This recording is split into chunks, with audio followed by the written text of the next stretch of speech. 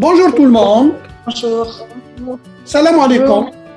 Zulf Laoun, nous sommes très en ligne et au fur et à mesure, d'autres consoeurs et d'autres confrères vont nous rejoindre.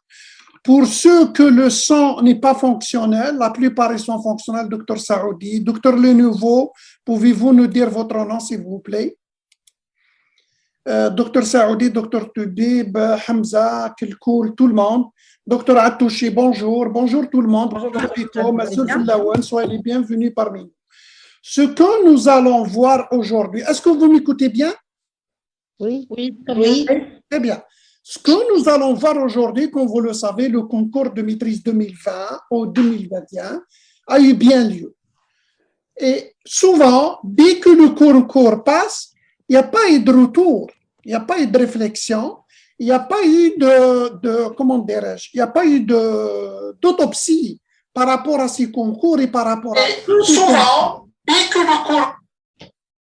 Et c'est le moment d'en parler et de voir, parce que j'ai pris une feuille et un stylo, des éléments que nous allons proposer pour les prochains concours et sensibiliser, que ce soit les chefs de service, la future génération, les doyens, les vice-doyens, la conférence des doyens, mais également certains responsables haut placés. Donc, c'est dans ce sens que je voulais provoquer cette autopsie ou bien cette réflexion, bien ce retour sur le concours hospitalo-universitaire. Pour ce faire, je vais vous faire une toute petite présentation très courte que je vais partager en ce qui concerne les réflexions, pistes de réflexion. Vous êtes en train de la voir. Vous la voyez bien? Oui. Le titre, c'est pistes de réflexion pour l'amélioration des concours hospitalo-universitaires. Cette petite réflexion ou bien cette petite présentation de 12 PowerPoint, je vais aller rapidement pour rentrer dans le vif du sujet, le vif de la réflexion et du débat. C'est suite à un article que j'ai publié dans le journal Al-Watan le 6 septembre 2020, c'est-à-dire juste avant le concours de maîtrise hospitalo-universitaire et qui comporte plusieurs réflexions profondes. Vous pouvez retrouver cet article dans Google, l'Arjan Dahman, puis il va apparaître en premier lieu dans le journal Al-Watan. Vous pouvez le lire au complet, c'est toute une page. Je rappelle que j'ai une vingtaine de contributions dans le domaine de la pédagogie médicale et de la pédagogie universitaire depuis 2014 et qui donnent beaucoup de réflexions et beaucoup de pistes d'amélioration des concours et dans d'autres domaines de la pédagogie médicale. Ceci dit, le but de cette présentation est l'amélioration ou de cette réflexion et l'amélioration des outils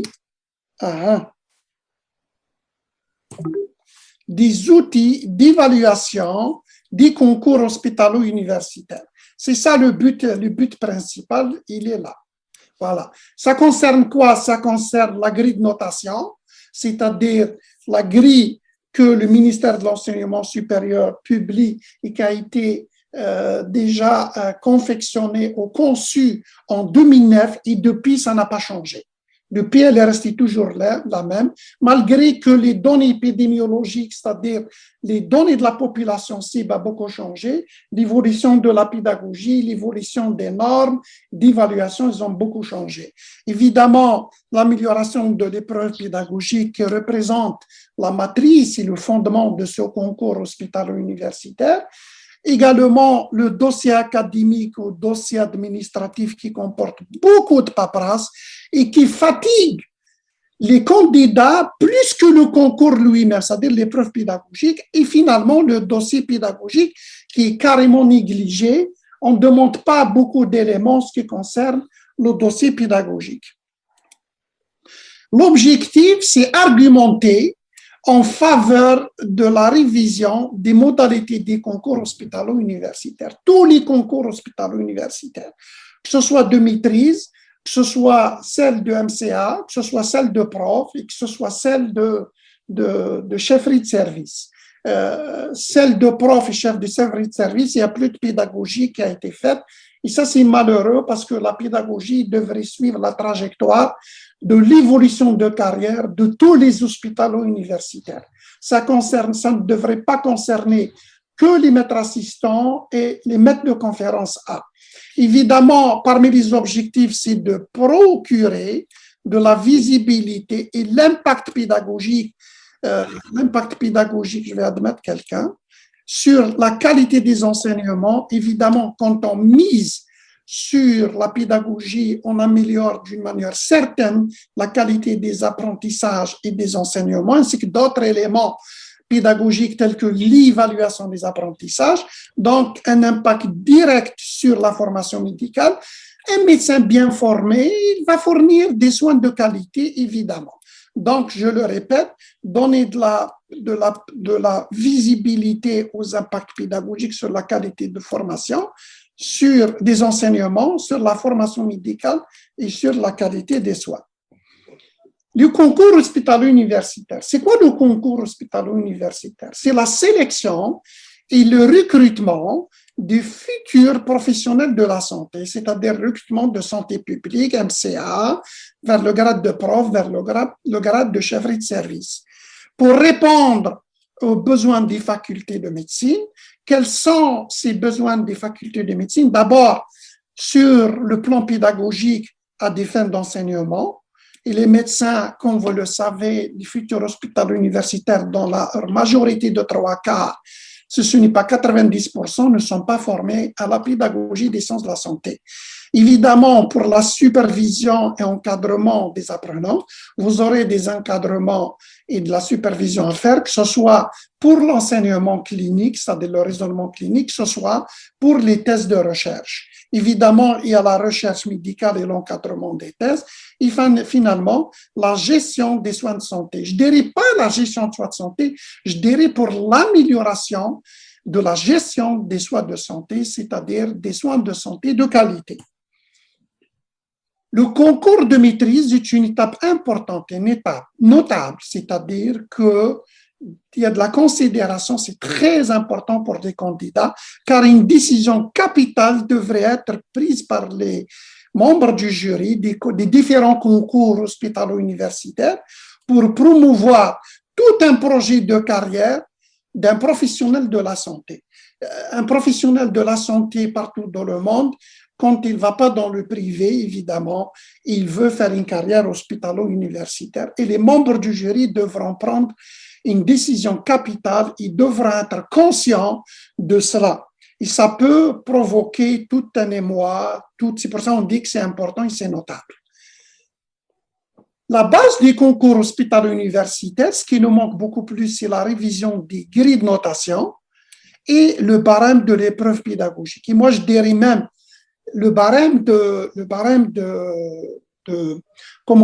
l'épreuve pratique centrée sur le raisonnement clinique et l'épreuve d'anglais, qui est actuellement une traduction d'un article de l'anglais vers français, ça ne nous intéresse pas. Ce qui est important, c'est la traduction d'un article de l'anglais ou d'un résumé de l'anglais vers le français sous la couverture ou sous la pluie, sous le parapluie d'une lecture critique d'un article scientifique. La problématique, c'est que ces grilles et ces éléments, depuis 2009, il n'y a eu ni modification, ni de véritable amélioration, adaptation. Selon les données démographiques, nous sommes devenus beaucoup plus nombreux et nous sommes beaucoup plus conscients des problématiques qui se posent, que ce soit au niveau de la formation médicale, la formation pédagogique, la gestion des soins, etc., etc. Et les besoins sociétaux en matière de soins. Je vais terminer pour vous dire, par rapport au dossier académique, c'est ce que nous faisons le plus. C'est ce que fait le ministère de l'Enseignement supérieur, ça pèse lourd. Ça pèse lourd. Tandis que le dossier pédagogique, il est léger. Et dans ce sens, il fallait inverser la tendance, et j'espère que la tendance sera inversée. C'est ce que nous devrions faire, c'est mettre le paquet sur le dossier académique, le dossier pédagogique qui devrait présenter au moins 60%, et le dossier académique, évidemment, 40%, ce n'est pas moins. Voilà la nouvelle tendance. Finalement, il fallait revisiter les textes et les arrêtés interministériels des concours hospitalo-universitaires et je veux vous promettre que c'est en cours et s'adapter à l'évolution de la réalité professionnelle et pédagogique en réussissant le concours de maîtrise hospitalo-universitaire, on devient enseignant, chercheur, hospitalo-universitaire. Donc, il y a la partie pédagogique qui est très négligée et il fallait s'adapter à cette évolution. Conclusion, par l'impact et l'effet discriminant, évidemment, les preuves pédagogiques et les titres pédagogiques, c'est-à-dire les certificats en pédagogie médicale, ils ont un impact sur le concours de maîtrise hospitalo-universitaire. Vous avez ici la plupart passé le concours et l'épreuve pédagogique qui est sur 30 points a un impact très important et la formation à la pédagogie ou bien la composante pédagogique est un outil de sensibilisation, de conscientisation et de sélection et de promotion des hospitalo-universitaires à différents niveaux. Je vous remercie de votre attention et je reste disponible pour toute discussion. Voilà, je vais départager, arrêter le partage et nous revenons à nos moutons.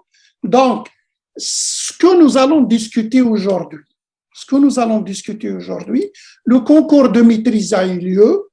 Donc, nous allons discuter 3 étapes du concours de maîtrise. Avant l'annonce, comme vous savez, la rumeur court et dès qu'elle commence à courir, ça veut dire que c'est vrai. C'est-à-dire que le concours aura lieu. La rumeur a déjà commencé à courir pour le concours de maîtrise 2022. Donc, fort probablement qu'elle aura lieu parce qu'il y a quelqu'un quelque part qui a parlé. La deuxième étape, à l'annonce du concours de maîtrise, comment vous vous préparez? Quelles sont les problématiques qui se posent à vous, que ce soit surtout pour la préparation du dossier? C'est ça ce qui est lourd, alors qu'en fait, il fallait préparer le dossier dès le début. Il ne fallait pas attendre que la grille va être publiée. Mais aussi, la problématique, c'est que dès que la grille est publiée, dès que le ministère de l'Enseignement supérieur annonce les concours hospitalo-universitaires, on en a pour 1 mois, parfois 2 mois, maximum 1 mois, puis c'est une course contre le cumul des certificats, les signatures des chefs de service, les signatures des CPRS. C'est toute une course très fatigante. Vraiment, c'est terrible.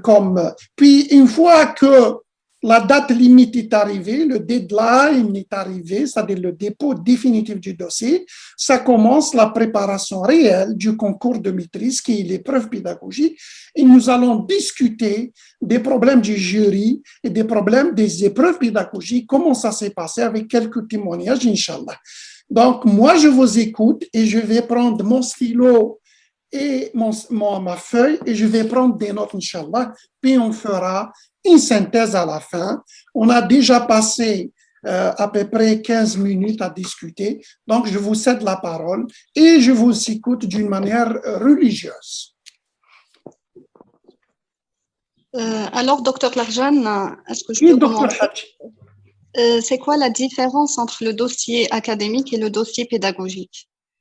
Le dossier académique, c'est toute la paperasse ce qui concerne l'administration. Votre diplôme, les attestations d'enseignement, les attestations de stage, etc., les attestations de formation qui devront être, publiées qui devraient être signées par le chef de service et par, et par les CPRS, voilà. Donc, c'est tout ça qui aura lieu et ça, c'est le côté administratif. Ici, beaucoup de paperasse. Quand le dossier est gros, les membres du jury le suspectent qu'il y a assez de bourrage d'attestation, de sélection de l'attestation. Le dossier devient une poubelle d'attestation et de certificats ou je ne sais quoi encore, alors que le dossier pédagogique, ça concerne juste les certificats et les enseignements, voilà, qui ont été complétés par le candidat. Je ne sais pas si j'ai bien répondu, docteur Atouchi, peut-être qu'elle a quelque chose à dire pour compléter, évidemment. C'est ça, c'est tout ce que vous avez fait aussi à l'hôpital, le dossier académique. Si vous avez une chefferie de service, et si vous faites des explorations, il faudra avoir des certificats de toutes ces données, de toutes vos activités, en fait. Les activités de Parce que nos santé. chefs ils ont des activités de santé. Les Toutes les activités de consultations santé. spécialisées que vous faites, voilà, tout ce que vous faites de particulier en plus. Il faudra des Voilà. attestations de ça. On ne savait pas qu'il le fallait. Ça s'est fait à la dernière minute, effectivement. Il fallait jeter un coup d'œil sur l'ancienne grille, celle de 2009, qui est toujours valable actuellement, pour avoir une idée sur les différentes étapes et on les départage en deux, dossier académique et dossier pédagogique. Évidemment, comme je l'ai dit tout à l'heure, le dossier académique qui prend de l'ampleur et le dossier pédagogique qui le moindre importance, alors que la nouvelle tendance, elle était comme ça, elle devrait être comme ça, c'est-à-dire en faveur du dossier pédagogique, avec l'émergence de la pédagogie médicale et la prise de conscience par rapport à l'importance de l'épreuve pédagogique qui représente la matrice et le fondement de tous les concours hospitalo-universitaires. Et que cette épreuve pédagogique, ça doit concerner y compris les profs, y compris les chefs de service. Ce n'est pas, je le dis à haute voix, je le répète jamais assez, ce n'est pas tous les profs et ce n'est pas tous les chefs de service qui savent enseigner. Et pourtant, pour bénéficier de la promotion de chef de service et de la promotion de grade de professeur, c'est un cumul d'attestations d'enseignement qui ne prouvent rien la qualité des apprentissages et des enseignements. La même chose pour le concours de maîtrise. Les attestations d'enseignement, c'est de point de vue quantitatif, signées par les chefs de service, signées par le directeur d'école de formation. On enseigne aux paramédicales, on enseigne aux internes, aux externes, des cours magistraux, des TD, travaux dirigés, des TP, c'est-à-dire des travaux pratiques. Mais ces attestations ne nous renseignent rien du tout sur la qualité des apprentissages et la qualité des enseignements.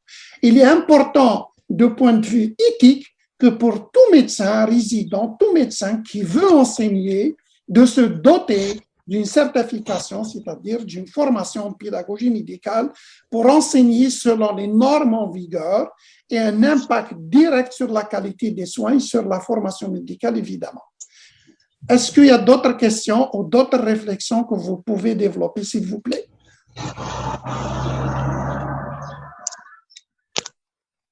Je suis à vous, je vous écoute religieusement. Larjan. Oui, je vous écoute. Docteur Larjan. Oui. En fait, la nouveauté aussi, c'est que ça a été, ils ont demandé que ce soit sur flash disk. Et c'est ça qui a été aussi compliqué cette année parce on avait une plateforme numérique sur le site du ministère qu'il fallait avoir tous les documents scannés en PDF et qu'il fallait les introduire sur la plateforme et mettre le dossier académique aussi sur flash disk et le remettre au ministère. Alors que d'habitude, c'est le livre là qui est transmis. Oui, absolument. C'est une très bonne réflexion, docteur Atouchi. C'est une bonne initiative de la part du ministère de l'Enseignement supérieur d'avoir développé une plateforme. Le seul point faible de cette plateforme, ou parmi les points faibles de cette plateforme, c'est la faible connexion Internet pour charger les documents PDF qui sont d'un certain volume. Donc, il faut savoir les optimiser. On a donné beaucoup d'astuces pour pouvoir les optimiser. La saturation du serveur également, parce que c'est des centaines, des milliers, à peu près 4 000 à 5 000 qui ont postulé, mais également l'authentification des documents. Quand on les dépose sous forme PDF ou sous forme d'image, à ce moment-là, on ne sait pas ce qui est vrai, ce qui n'est pas vrai. Comme vous savez, Photoshop, il peut faire des merveilles.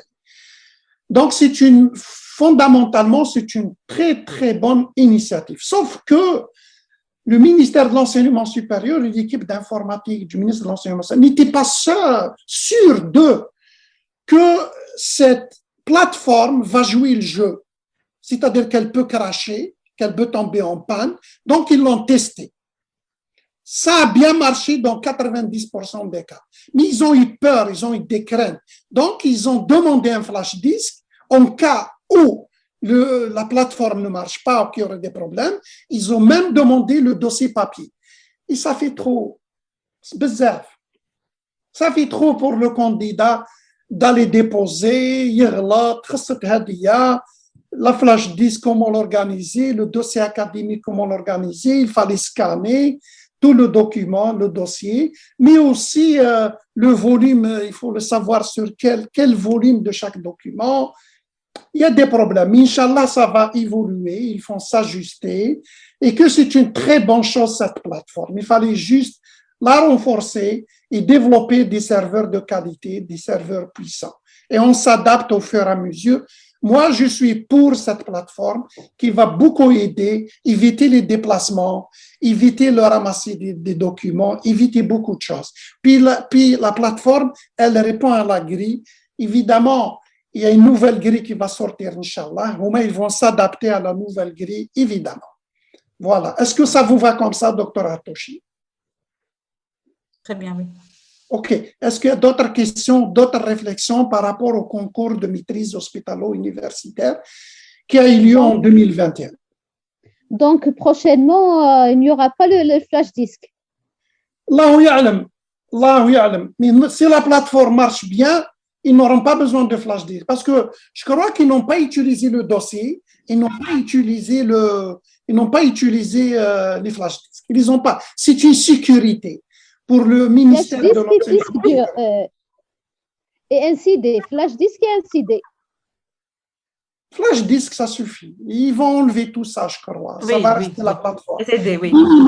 Minimum, au maximum, ça va être le dossier papier et le dossier plateforme, c'est-à-dire le dossier numérique.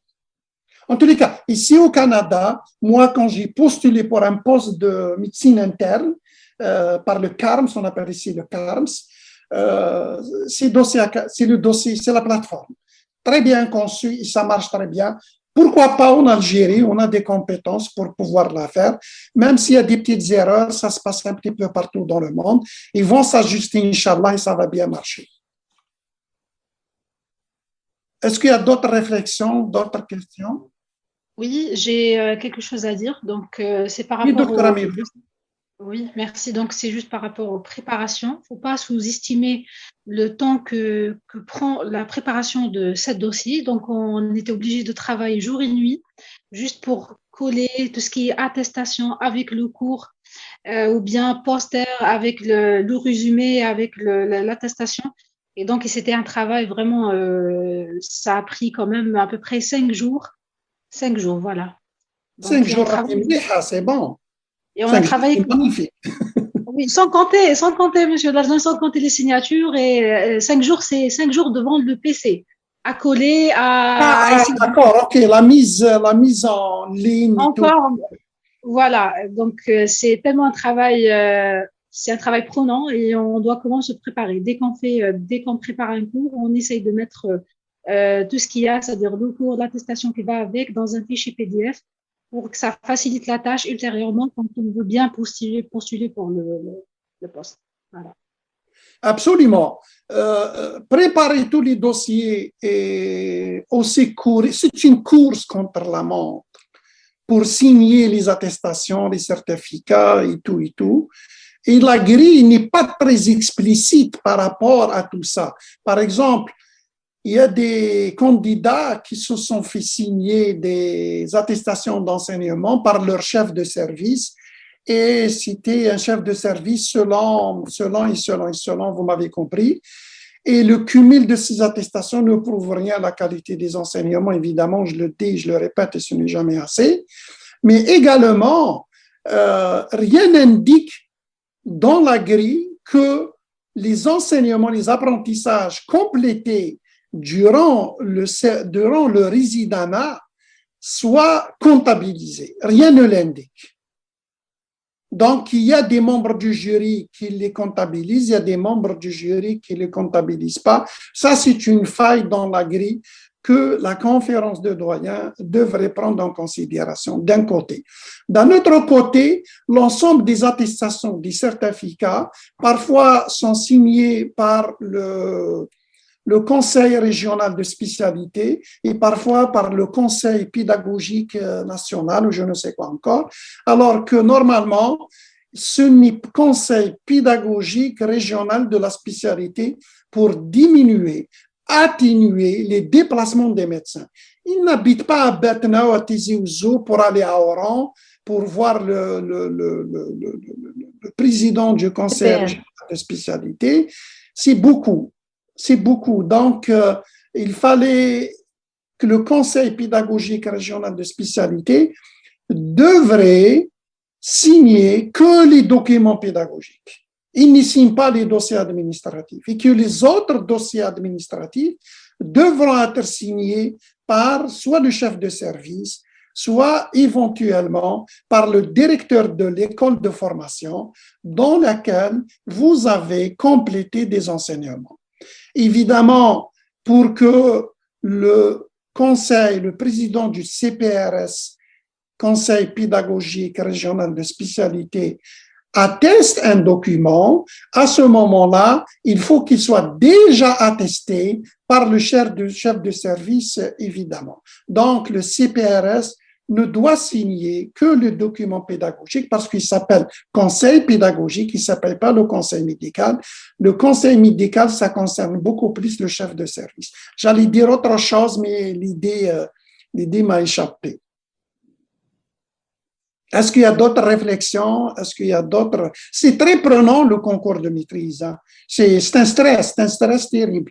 Le stress avant l'annonce, à l'annonce, pendant l'annonce, la préparation du concours, alors l'épreuve pédagogique, n'en parlons pas, le jour J, n'en parlons pas. Beaucoup de stress. Et c'est notre rôle, en tant que conseiller et concepteur pédagogique, de vous conseiller, de vous aider, de vous soutenir, de vous accompagner durant ces concours hospitalo-universitaires pour pouvoir améliorer la formation médicale et la qualité de soins, et ça va de soi. Et durant cette épreuve, nous avons proposé beaucoup de webinaires, au moins 6 webinaires gratuits pour l'ensemble de la communauté pour démystifier ces concours de maîtrise, l'épreuve pratique, Inch'Allah, pour la prochaine fois, et l'épreuve d'anglais, Inch'Allah. Il faut que notre niveau pédagogique s'élève au plus haut niveau possible et créer la culture pédagogique en Algérie, Inch'Allah.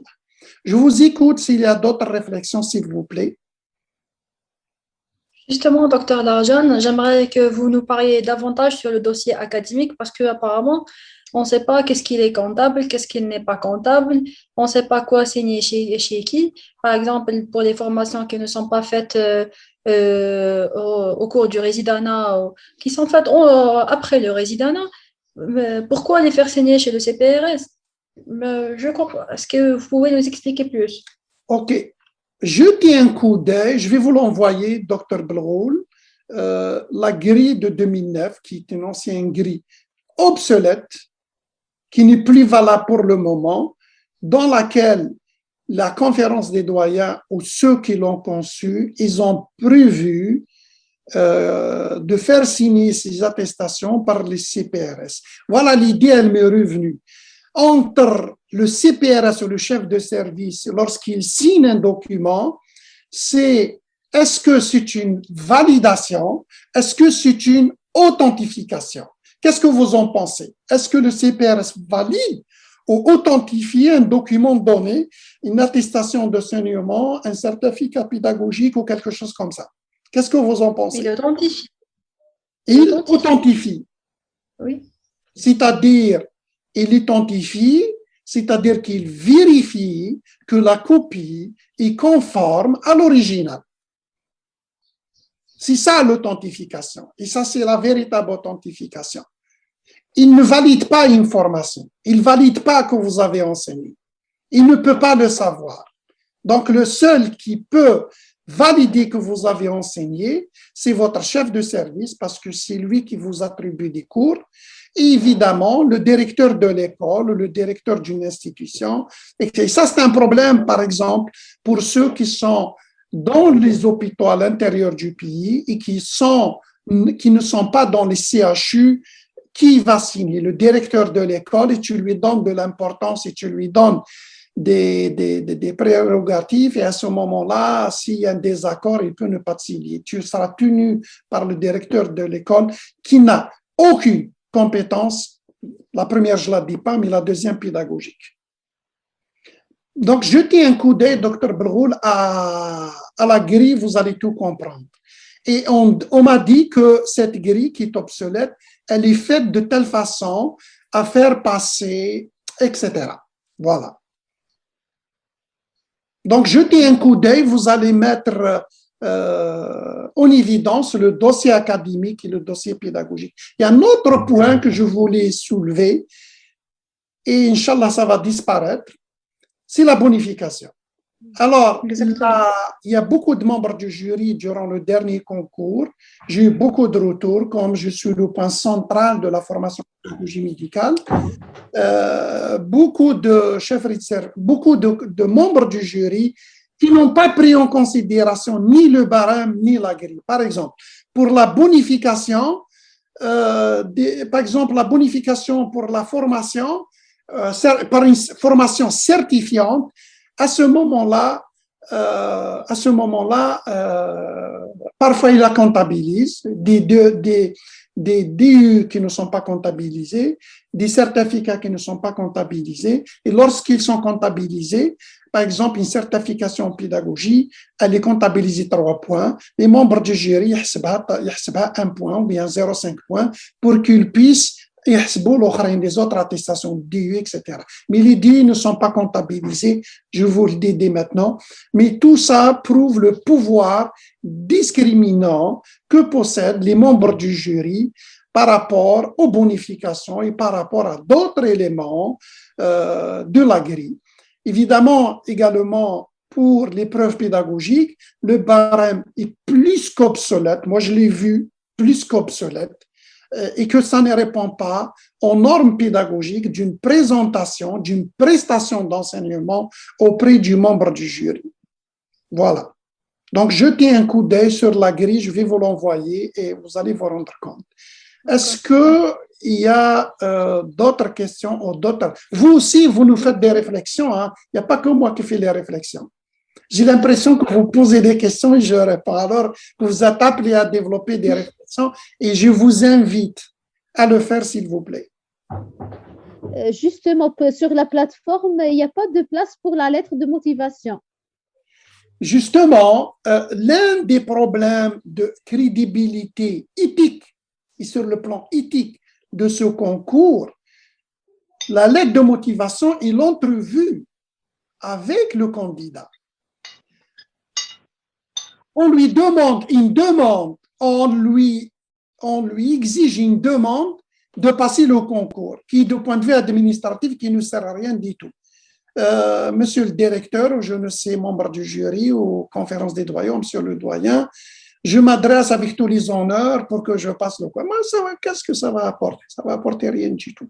Par contre, une lettre de motivation va montrer 2 choses ou 3 choses, ce n'est pas plusieurs choses. D'abord, la capacité de rédaction, ce n'est pas les compétences de rédaction dans lesquelles il devrait montrer son style de rédaction, mais également ses capacités de synthèse pour prouver ses engagements vis-à-vis de la pédagogie pour l'enseignement, parce que c'est un concours hospitalo-universitaire, par rapport à l'enseignement et les apprentissages, c'est-à-dire la pédagogie, par rapport à la recherche, parce qu'il va faire de la recherche, et par rapport à la qualité de soins, mais également un élément très important, c'est le patient. Quelles sont ses ambitions et ses motivations à prodiguer des soins de qualité aux patients et comment il considère les soins et comment il considère le patient. Quelqu'un qui te parle, moi j'aime enseigner, etc., et qui présente un certificat en pédagogie médicale. On peut lui faire confiance parce qu'il a prouvé. La même chose pour la recherche, la même chose pour la qualité des soins. Donc, ses capacités de synthèse, ses capacités de rédaction et de son style de rédaction donnent une idée sur le candidat. Pourquoi? Parce que le candidat, il a tendance à fournir un dossier assez balèze. Assez balèze, ça veut dire assez consistant. Et les membres du jury allaient voir tout un dossier, fouiner dans le dossier, aller classer les certificats, les attestations, ça leur fait perdre beaucoup de temps. Tandis qu'une lettre de motivation, ça leur prend beaucoup de temps pour pouvoir comprendre et connaître le candidat. Par contre, une lettre de motivation, en 1 minute, il y a 2 membres du jury, ils ont déjà une idée sur le candidat. Et le CV, qui devrait être sur 2 pages maximum, les lettres de motivation sur 2 lettres égales, 2 pages également, ça suffit largement. Inch'Allah, pour le prochain concours, ils vont la demander. Et écrire une lettre de motivation, ce n'est pas facile. Hein. Se vendre aux membres du jury pour leur dire ce que je suis. Tu t'affirmes, oui, moi, je me vends. J'ai des critères. Par exemple, on peut vous poser la question suivante. Pourquoi, si vous, que nous allons considérer, que nous allons accepter pour ce concours de maîtrise hospitalo-universitaire, pourquoi pas les autres candidats? Donc, le candidat peut se défendre et la lettre de motivation est une opportunité de s'exprimer par écrit. Voilà. Et c'est pas facile de lire. Moi, pour rédiger ma lettre de motivation, ça m'a pris 2 mois. Et j'ai été aidé parce qu'il fallait comprendre comment réfléchissent les membres du jury. Qu'est-ce qu'ils veulent, les membres du jury? Tu réponds aux besoins du membre du jury. Mais généralement, dans la lettre de motivation, il y a 4 lettres. Il y a 4 éléments. Pédagogique d'enseignement, recherche, qualité de soins et les patients. Aussi de là, je vous en prie de bien m'accepter dans votre spécialité, etc., etc. Est-ce que c'est bon, Dr. Bambrahim? Oui, c'est bon. Inch'Allah, pour le prochain concours, ça va apparaître. Moi, j'encourage tout le monde à rédiger sa lettre de motivation, même si elle n'est pas exigée. C'est ce que j'ai fait pour le dernier concours et ce n'est pas du tout facile. Croyez-moi, ce n'est pas du tout facile. Une belle lettre de motivation, ça donne une idée sur le candidat. J'ai aidé quelques-uns à faire le lettre de motivation et les membres du jury, ils ont beaucoup apprécié, ils ont beaucoup aimé parce que j'ai un retour par rapport à cette action de rédaction, de conception d'une belle lettre de motivation. Personnellement, j'ai déjà conçu et élaboré un petit livret, un petit document, format PDF, sur le concours de maîtrise ou le concours hospitalo-universitaire. La lettre de motivation, ça concerne tout le monde, c'est-à-dire concours de maîtrise, MCA, prof et chef de service, parce que vous avez en face des membres du jury. Je reviens à ma première phrase, à ma première idée, évidemment. J'ai conçu ou j'ai élaboré un document, un petit livre d'une 20aine de pages, comment rédiger une lettre de motivation pour des concours hospitalo-universitaires et je l'ai mis gracieusement et gratuitement pour la communauté médicale. C'est ma contribution pour la communauté médicale algérienne, pour mon pays, pour améliorer les concours hospitalo-universitaires parce qu'ils sont à la base de l'amélioration, que ce soit des soins, que ce soit des thèses de recherche et surtout de la formation médicale à travers la qualité et l'amélioration des enseignements et des apprentissages. Est-ce que ça vous va, Dr. Bambrahim? Oui. J'ai répondu à votre question? Oui, merci, oui. Je vous en prie, Dr. Est-ce qu'il y a d'autres réflexions ou d'autres données?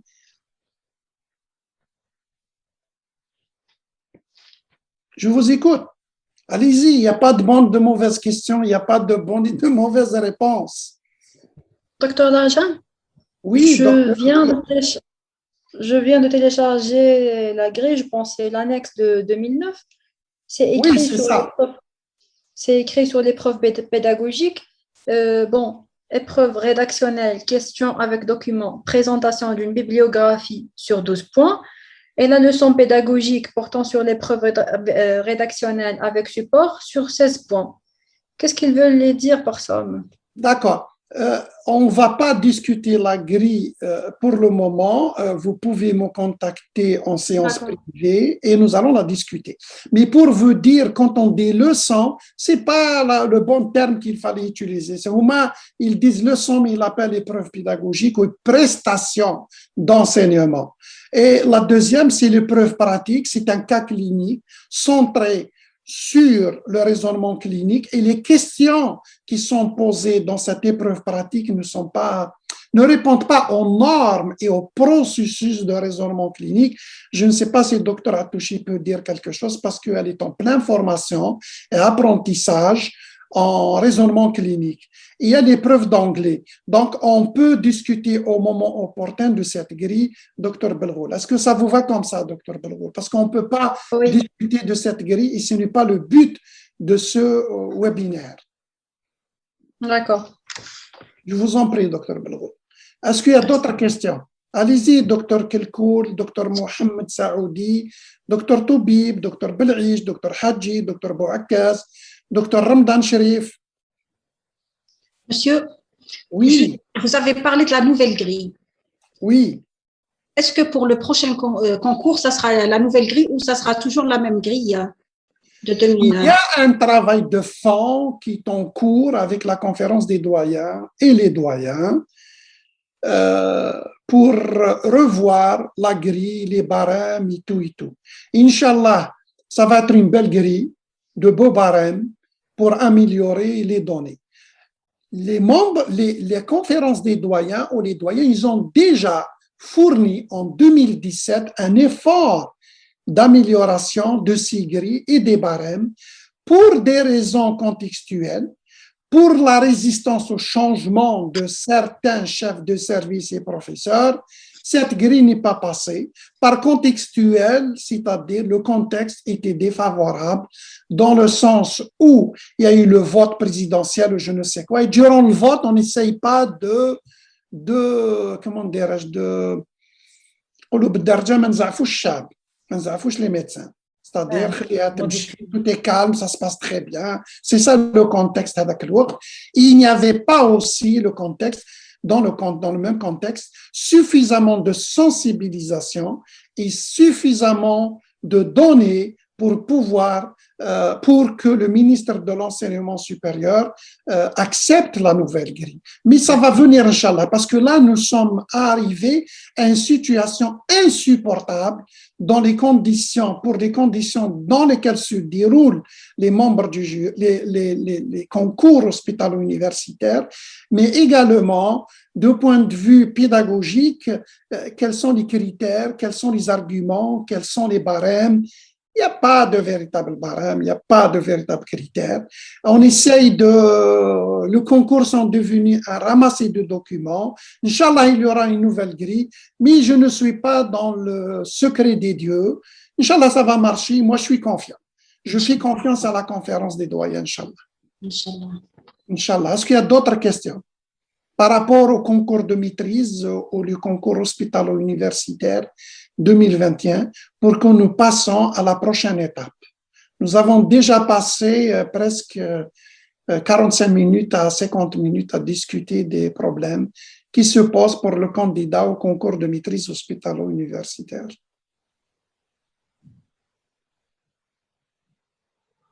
Je vous écoute, allez-y. Docteur Lardien, je peux intervenir? Oui, bien sûr. Docteur Bouakas. Je vous invite même à intervenir. Merci. Bon, moi, personnellement, j'ai une proposition pour la grille. Moi, personnellement, je crois qu'il faut tout supprimer. Il ne faut garder que l'épreuve pédagogique et la partie pratique. Et pour l'épreuve pédagogique, je crois qu'on devrait avoir une bonne formation en pédagogie et pas seulement se préparer à l'examen ou donc une bonne préparation pour si vous voulez, pour pouvoir présenter un cours à un étudiant. Pour moi, personnellement, c'est ce qu'il faut. Il faut tout supprimer, à savoir la paperasse, les attestations et tout, parce que c'est pas toutes les personnes qui vont pouvoir ou qui ont accès aux cours, ou c'est pas tout le monde qui va pouvoir réaliser des cours et avoir des attestations. Moi, personnellement, comme vous le savez bien, que depuis 2010, j'ai passé ce concours pendant 4 fois. J'ai pas eu l'occasion d'avoir des cours, de faire des cours. Ce n'est que à partir de 2018 que j'ai pu intégrer un CHU et j'ai pu plus ou moins remplir mon dossier, si vous voulez, pédagogique. Voilà. Donc j'aimerais bien que ça sera discuté ce point-là. Voilà. Merci. Je vous en prie, docteur Boaka, c'était une question très, très intéressante et vous avez soulevé 2 points. Le premier point, les candidats qui sont dans les EPH ou les EPC, je crois, à l'intérieur du pays, qui n'ont pas cette possibilité d'enrichir ni leur dossier administratif, ni leur dossier pédagogique surtout. C'est un problème. Donc, il fallait réadapter la grille pour l'ensemble de candidats du point de vue éthique, du point de vue déontologique, pour que tous les candidats auront la même chance. Évidemment, les candidats qui sont dans les CHU, ils ont beaucoup plus de chances. Supprimer toutes les autres activités, ne laisser que les épreuves, le dossier pédagogique, il y a une nouvelle tendance que le dossier pédagogique qui est composé de certificats en pédagogie médicale, épreuves pédagogiques, épreuves pratiques du raisonnement clinique et épreuves d'anglais qui devraient être centrées sur le LCA, c'est-à-dire lecture critique d'un article scientifique. C'est ce que devrait faire tout médecin, évidemment. Ces quatre éléments devront peser les environs, si ce n'est pas plus, de 60% du dossier. Déjà que l'épreuve pédagogique, elle compte pour 30 points. D'un seul coup, pendant 15 minutes, vous pouvez ramasser ces 30 points, vous pouvez ramasser au moins 80%. C'est ce qui s'est passé pour beaucoup de candidats qui ont fait la formation à la pédagogie médicale et que ça représente au moins 24 à 26 points sur 30. Il y a même ceux qui ont obtenu 28 et c'est excellent. Et comme je l'ai dit, l'épreuve pédagogique, je le répète jamais assez, l'épreuve pédagogique est la matrice et le fondement de ce concours hospitalo-universitaire. Pourquoi? Parce que les membres du jury sont agacés du fait que les candidats remémorent, revomissent ou restituent une matière ou le thème attribué par les membres du jury d'une manière routinière. Les membres du jury, ce sont des spécialistes dans votre domaine médical, quel que soit le domaine médical. Donc, le thème qu'on vous a attribué, peu importe, ils le connaissent très bien. Qu'est-ce que vous allez leur apporter? Par contre, les membres du jury veulent vous évaluer, veulent vous écouter sur votre processus pédagogique ou les compétences ou les habiletés pédagogiques d'enseignement et les habiletés ou les compétences de communication orale et écrite. À ce moment-là, c'est à vous de les séduire pédagogiquement parlant. C'est très important. Donc, c'est très important à ce que je soulève le deuxième point de Dr. Boakez, c'est que si on supprime les activités de santé et les autres activités, publication, communication, etc., ça ne va pas pousser le médecin à entamer des activités au cours de sa progression de carrière étant que médecin, santé publique. Moi, je crois qu'il faut les garder. Il faut les garder les communications, les publications, il faut garder les activités de santé, il faut garder les autres données, sauf que la pondération devrait être en faveur du dossier pédagogique, évidemment. C'est très important parce que les activités de santé, c'est quelque chose de lourd. Mais de toutes les manières, lorsqu'on se présente au concours de maîtrise, ou les autres concours, et surtout le concours de maîtrise, tout le monde a des activités de santé. Tout le monde a communiqué, tout le monde a fait des affiches, c'est pas tout le monde qui a publié, et tout le monde qui a d'attestation d'enseignement. Mais c'est pas tout le monde qui a fait une formation en pédagogie médicale. C'est pas tout le monde qui a réussi l'épreuve pédagogique. Ce n'est pas tout le monde qui a réussi l'épreuve pratique centrée sur les raisonnements cliniques et l'épreuve d'anglais qui devrait être centrée sur le LCA, c'est-à-dire lecture critique d'un article scientifique. Donc, la balance, comme je l'ai montré au début, devrait être en faveur. Il fallait inverser la balance dans le sens, et maintenant, elle est en faveur du dossier administratif. Alors, Inch'Allah, ils vont la mettre en faveur du dossier pédagogique pour 60-40, c'est-à-dire 60 en faveur du dossier pédagogique et 40 en faveur du dossier académique ou du dossier administratif. Peut-être s'il fallait supprimer, c'est les attestations d'enseignement. Surtout un médecin qui va enseigner pour les paramédicales, c'est-à-dire pour les sciences infirmières, il va leur parler de l'infractus du myocarde ou je ne sais quelle autre pathologie, de point de vue médical, de point de vue spécialité. Les soins de santé pour un médecin spécialiste et les soins de santé en sciences infirmières ne sont pas les mêmes. Nous ne sommes pas compétents à enseigner aux infirmières les soins infirmiers. Nous pouvons leur donner des idées, mais les normes d'enseignement, les normes d'apprentissage, surtout si vous n'avez pas fait une formation en pédagogie médicale sur les méthodes d'enseignement, l'évaluation, etc., ça ne marche pas. Moi, je suis pour supprimer tout enseignement pour les sciences infirmières. Ce sont les sciences infirmières, ce sont les médecins, ce sont les techniciens supérieurs qui ont pris une option pour l'enseignement qui devraient faire les formations. Ça, je suis convaincu. L'autre chose, ce qu'il fallait considérer, est-ce que les attestations d'enseignement durant le résidence seront comptabilisées? De mon point de vue, il ne fallait pas les comptabiliser, de mon point de vue, mais je ne sais pas si aux doyens et aux autres chefs de service et à la conférence de doyens de décider. Il ne fallait pas les comptabiliser parce qu'un résident, il est centré, il est focusé, ou bien il est atterré par les soins de santé dans sa spécialité, pas pour l'enseignement.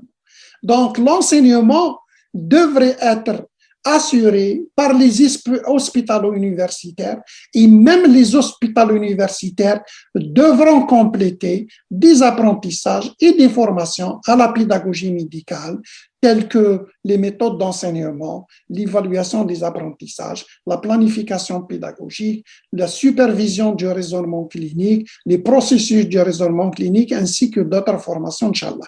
Donc, voilà. C'est mon point de vue personnel et ça n'engage que moi, mais je n'ai pas de décision à prendre, c'est à la conférence des doyens et les propositions d'autres chefs de service qui sont très au courant de ce qui se passe dans la réalité. Je ne sais pas si j'ai répondu à votre question, Dr Bouakaz, c'est de point de vue personnel, je le répète. Est-ce qu'il y a d'autres questions ou d'autres réflexions? Il nous reste 30 minutes. Et durant ces 30 minutes, nous allons parler de concours de maîtrise hospitalo-universitaire, plus précisément de l'épreuve pédagogique. Comment ça se passe, l'épreuve pédagogique? Est-elle conforme aux normes pédagogiques? Est-ce qu'elle est bien organisée? Qu'est-ce qui fait que l'épreuve pédagogique représente la matrice des concours hospitalo-universitaires? Est-ce que le barème de l'évaluation de l'épreuve pédagogique est quelque chose de discriminant, qui arrive à distinguer entre un bon candidat et un moins bon candidat? Est-ce que les processus d'enseignement sont respectés? Est-ce que les normes pédagogiques d'enseignement sont respectées? À vous la parole.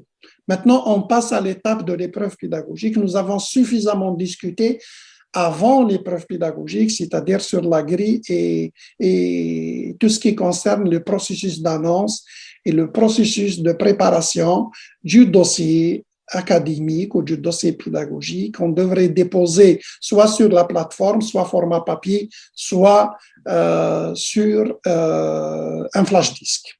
À vous la parole. Épreuve pédagogique. Qui veut prendre la parole? Je vous invite tous à prendre la parole.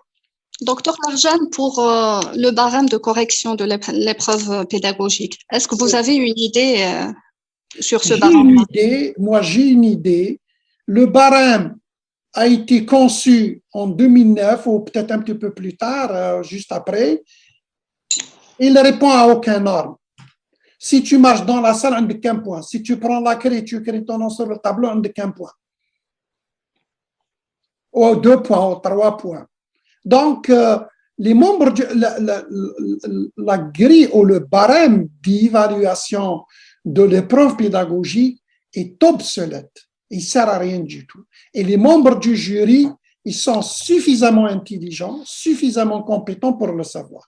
Donc, le jour de l'épreuve pédagogique, les membres du jury évaluent évidemment vos connaissances médicales qui comptent dans les 20% à peu près, hein, parce que vous ne rapportez pas grand-chose de ce qui concerne le thème médical qu'on vous a attribué le jour J, c'est-à-dire le jour de l'épreuve pédagogique. Par contre, de point de vue général, il évalue vos habiletés et compétences pédagogiques d'enseignement et vos habiletés et compétences de communication orale et écrite. C'est à vous de le séduire pédagogiquement parlant et les membres du jury apprennent avec vous. Comme dit Elbe, enseigner et apprendre sont des activités interchangeables. On ne peut enseigner sans apprendre et on ne peut apprendre sans enseigner. Donc, les membres du jury s'attendent à être séduits. Ils s'attendent, et ils aiment ça, ils aiment ça. Et ils sont ouverts, les membres du jury. Et les membres du jury s'observent entre eux. L'épreuve pédagogique est l'élément, le facteur le plus discriminant du concours de maîtrise et que le membre du jury peut attendre. Et aussi, pour le dossier administratif, vous allez ramasser 1 point pour 1 point, tandis que pour l'épreuve pédagogique, c'est 30 points. C'est une pondération respectable. Hein. Elle est respectable. 30 points, c'est beaucoup. Hein. Tu ramasses ça en 20 minutes. Si tu respectes le processus pédagogique et tu développes des compétences de communication orale et écrite et tes compétences pédagogiques d'enseignement. Donc voilà, je ne sais pas si j'ai répondu à votre question. Je reprends le terme que j'ai dit au début, le barème est obsolète et je peux vous dire que les membres du jury ne le considèrent même pas. Ils notent mais ils ne sont pas convaincus. Je voulais savoir les items de ce barème-là. Quand vous avez dit le déplacement, l'utilisation du tableau et quoi d'autre? Wallah, je ne me souviens pas. Je ne me souviens pas. Wallah, je ne me souviens pas. D'accord. Merci, Dr Larjan. Je vous en prie, Dr Hadji. À vous la parole, Dr Anou, Dr Atouchi, Dr Mohamed Saoudi, Dr Amilour, Dr Toubi. Justement, Dr Larjan. Oui, Dr Atouchi. Je voulais lui dire qu'en fait, on ne connaît pas le barème. D'ailleurs, je ne sais pas s'il y avait réellement un barème. Je n'avais pas l'impression qu'il y avait un barème. Mais il y avait des éléments qui étaient importants. C'était la façon de se tenir, c'était l'élocution, c'était la fluidité dans la parole, c'était les plaques, est-ce qu'elles sont chargées ou elles ne sont pas chargées. Ça, c'était des éléments qui étaient importants, c'était important, voilà. C'est-à-dire les habiletés de communication orale et écrite. Et dans la communication orale, il y a le verbal, il y a le non-verbal. Donc tout ça, il faut se former, quoi. On ne peut pas devenir un génie du jour au lendemain. Je ne sais pas si Dr Atouchi ou Dr Anou ou Dr Amilour partagent mon point de vue ou Dr Ramdan Sherif partage ce point de vue. Bien sûr, si, tout à fait, Dr Larjan. On n'était pas prêt. Grâce à la formation en pédagogie médicale, on a eu toutes les astuces qu'il fallait pour assurer le jour J. Il serait risqué et hasardeux de partir au concours de maîtrise hospitalo-universitaire, notamment à l'épreuve pédagogique, en aventure. Ceux qui vont enseigner avec intuition, souvent, ils ne savent pas ce qu'ils font, puis ils perdent le nord, puis j'ai eu beaucoup de retours par rapport à ceux qui se sont préparés et à ceux qui ne se sont pas préparés. C'est une aventure hasardeuse de ne pas se préparer à l'épreuve pédagogique qui est le fondement et la matrice du concours de maîtrise hospitalo-universitaire. Que pense Dr Amilour? Oui, Dr Larjan, donc j'en ai fait l'expérience et c'était exactement ça. Donc nos membres de jury étaient tellement intelligents et tellement bien définis. Donc avant même de nous donner les thèmes, ils ont dit bon voilà, on veut pas, c'était la question, c'était dépistage et LCH. Donc ils disent nous on connaît bien l'LCH et vous aussi. Donc là, ce qu'on veut évoluer, c'est bien votre manière et votre attitude à enseigner. Et c'était exactement ce qu'ils ont fait lors de l'épreuve. Donc c'était ils observaient vraiment plein les yeux. Ils regardaient comment la manière, comment on présente et justement le processus pédagogique. Quand est-ce qu'on s'adresse aux membres du jury, quand est-ce qu'on s'adresse aux étudiants, les diapos, tout était comptable. Je pense pas qu'il y a un barème ou bien des choses standardisées, mais grosso modo, ils cherchaient ça. Il y a des éléments qu'ils cherchent. Et voilà, donc c'était une très belle expérience et surtout de ma part parce que j'étais très bien préparée. C'était presque une année de préparation et de formation jusqu'à la veille de l'examen justement avec Dr Larjan. Et c'était pour moi, c'était l'épreuve la moins stressante parce qu'il fallait justement être bien préparé et surtout confiant parce qu'il remarque ça. Et je pense que même la confiance est notée. Voilà. Et pour faire ça, il faut vraiment du temps. Voilà, il faut vraiment du temps et il faut vraiment une bonne préparation parce que je savais très bien ce que je dois dire. Et par exemple, il y avait juste une candidate devant moi qui a mis le cours, qui n'a pas fait la formation, elle a mis le cours tel qu'il est. Donc, elle était arrêtée, je pense, à la 6e diapo et le membre du jury, il a demandé carrément la conclusion. Contrairement à moi, donc ils étaient vraiment attentifs à ce que je disais. Et il allait applaudir justement à la fin parce qu'ils étaient vraiment contents. Ils ont écouté ce que je disais. Voilà. Très bien. Docteur Arjan. Une minute, docteur Atouchi, je m'attends. Oui, oui, allez-y. Je m'excuse, docteur Atouchi, Allez. de vous avoir interrompu. Les membres du jury, même s'ils ne sont pas formés en pédagogie médicale, ou qui ne sont pas compétents en pédagogie médicale, pas tous, mais sachez une chose, les membres du jury sont suffisamment compétents pour déceler un candidat potentiel lors de l'épreuve pédagogique. Ils sont compétents pour ça, ils peuvent le déceler et déceler vos potentialités pédagogiques, et ça c'est très important. Et je peux vous assurer que les membres du jury, dans 90 à 95% des cas, ils ont été corrects. Jamais 100%. Je ne vais pas parler des 5 ou des 10% qui restent, mais globalement, ils étaient corrects. Ça arrive que les membres du jury, lorsque l'épreuve pédagogique est centrée sur le contenu, il peut arrêter à la 5e ou à la 6e minute. Évidemment, je l'ai dit, je le répète, les 3 premières minutes, les 4 premières minutes, déjà, ils ont une idée sur le candidat. Et le candidat, quand il conclut, il confirme qu'il a été formé en pédagogie médicale et qu'il sait ce qu'il fait, etc. Alors, imaginez-vous dans les anciens concours, y compris ce concours, les membres du jury ne sont pas formés à la pédagogie, ne sont pas compétents en pédagogie, les candidats ne sont pas formés à la pédagogie, ne sont pas compétents en pédagogie, c'est une catastrophe. Si je le dis toujours et jamais assez, c'est de l'eau trouble. Et dans cette eau trouble, on peut tout trouver, je n'ose pas le répéter ici. Donc, si les membres, docteur Amilour est passé avec un membre du jury que je connais qui était formé en pédagogie médicale, ça a facilité la tâche. La même chose pour docteur Atouchi, la même chose pour d'autres. Mais lorsque les membres du jury ne sont pas formés en pédagogie, ils vont apprendre avec vous et personne ne commence par bien enseigner et enseigner à l'université ou bien en sciences de la santé, ça s'apprend selon Herbert Kohl. Et les membres du jury, ils aiment ça. Ils sont faciles à séduire parce qu'ils sont très attentifs et je le répète une dernière fois, les membres du jury sont corrects dans la plupart des cas. C'est la nouvelle génération des chefs de service, nouvelle génération de professeurs qui sont très respectueux des candidats. J'ai dit très respectueux des candidats. Il y a toujours des exceptions, évidemment.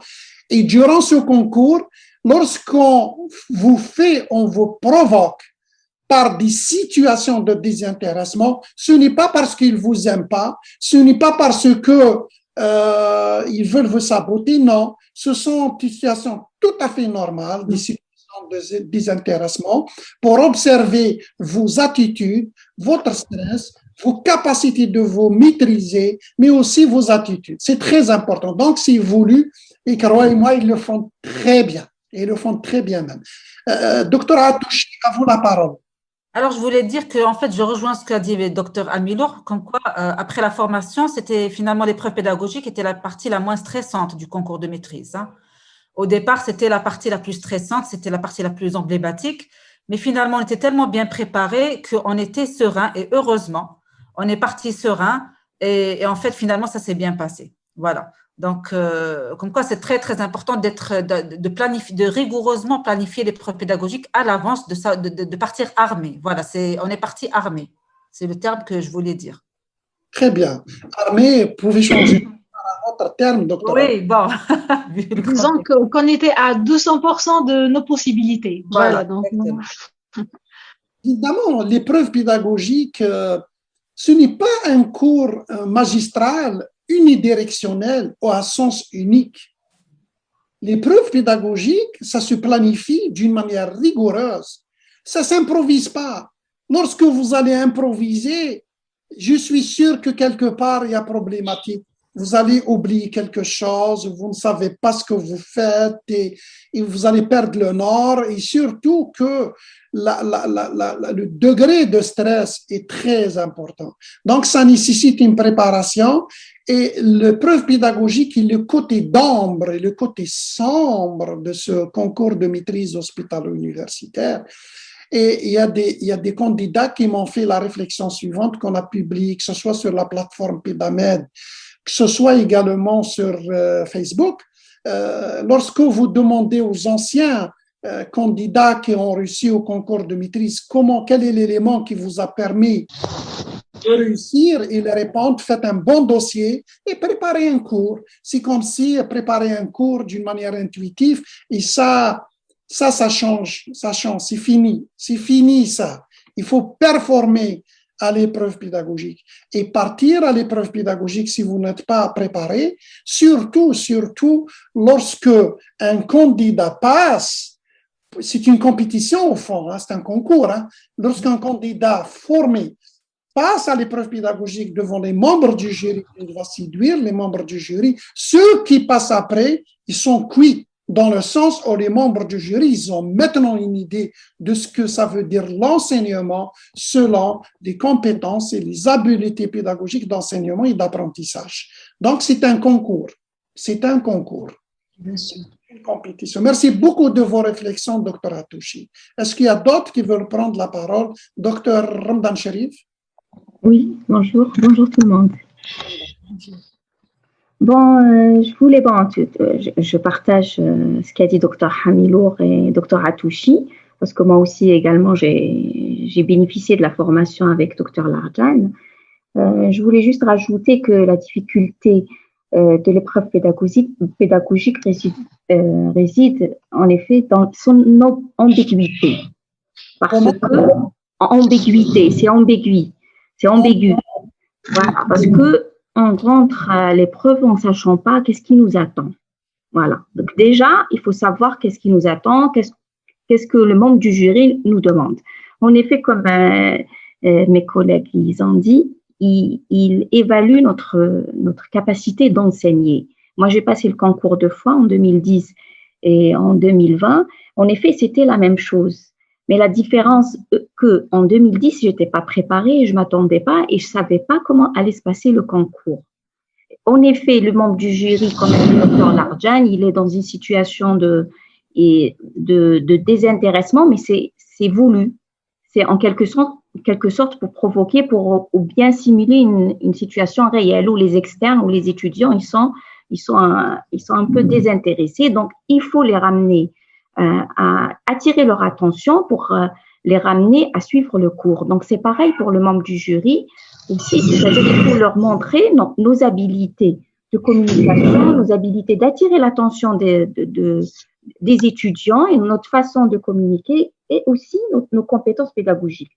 Donc, l'épreuve pédagogique, il faut qu'on soit bien formé,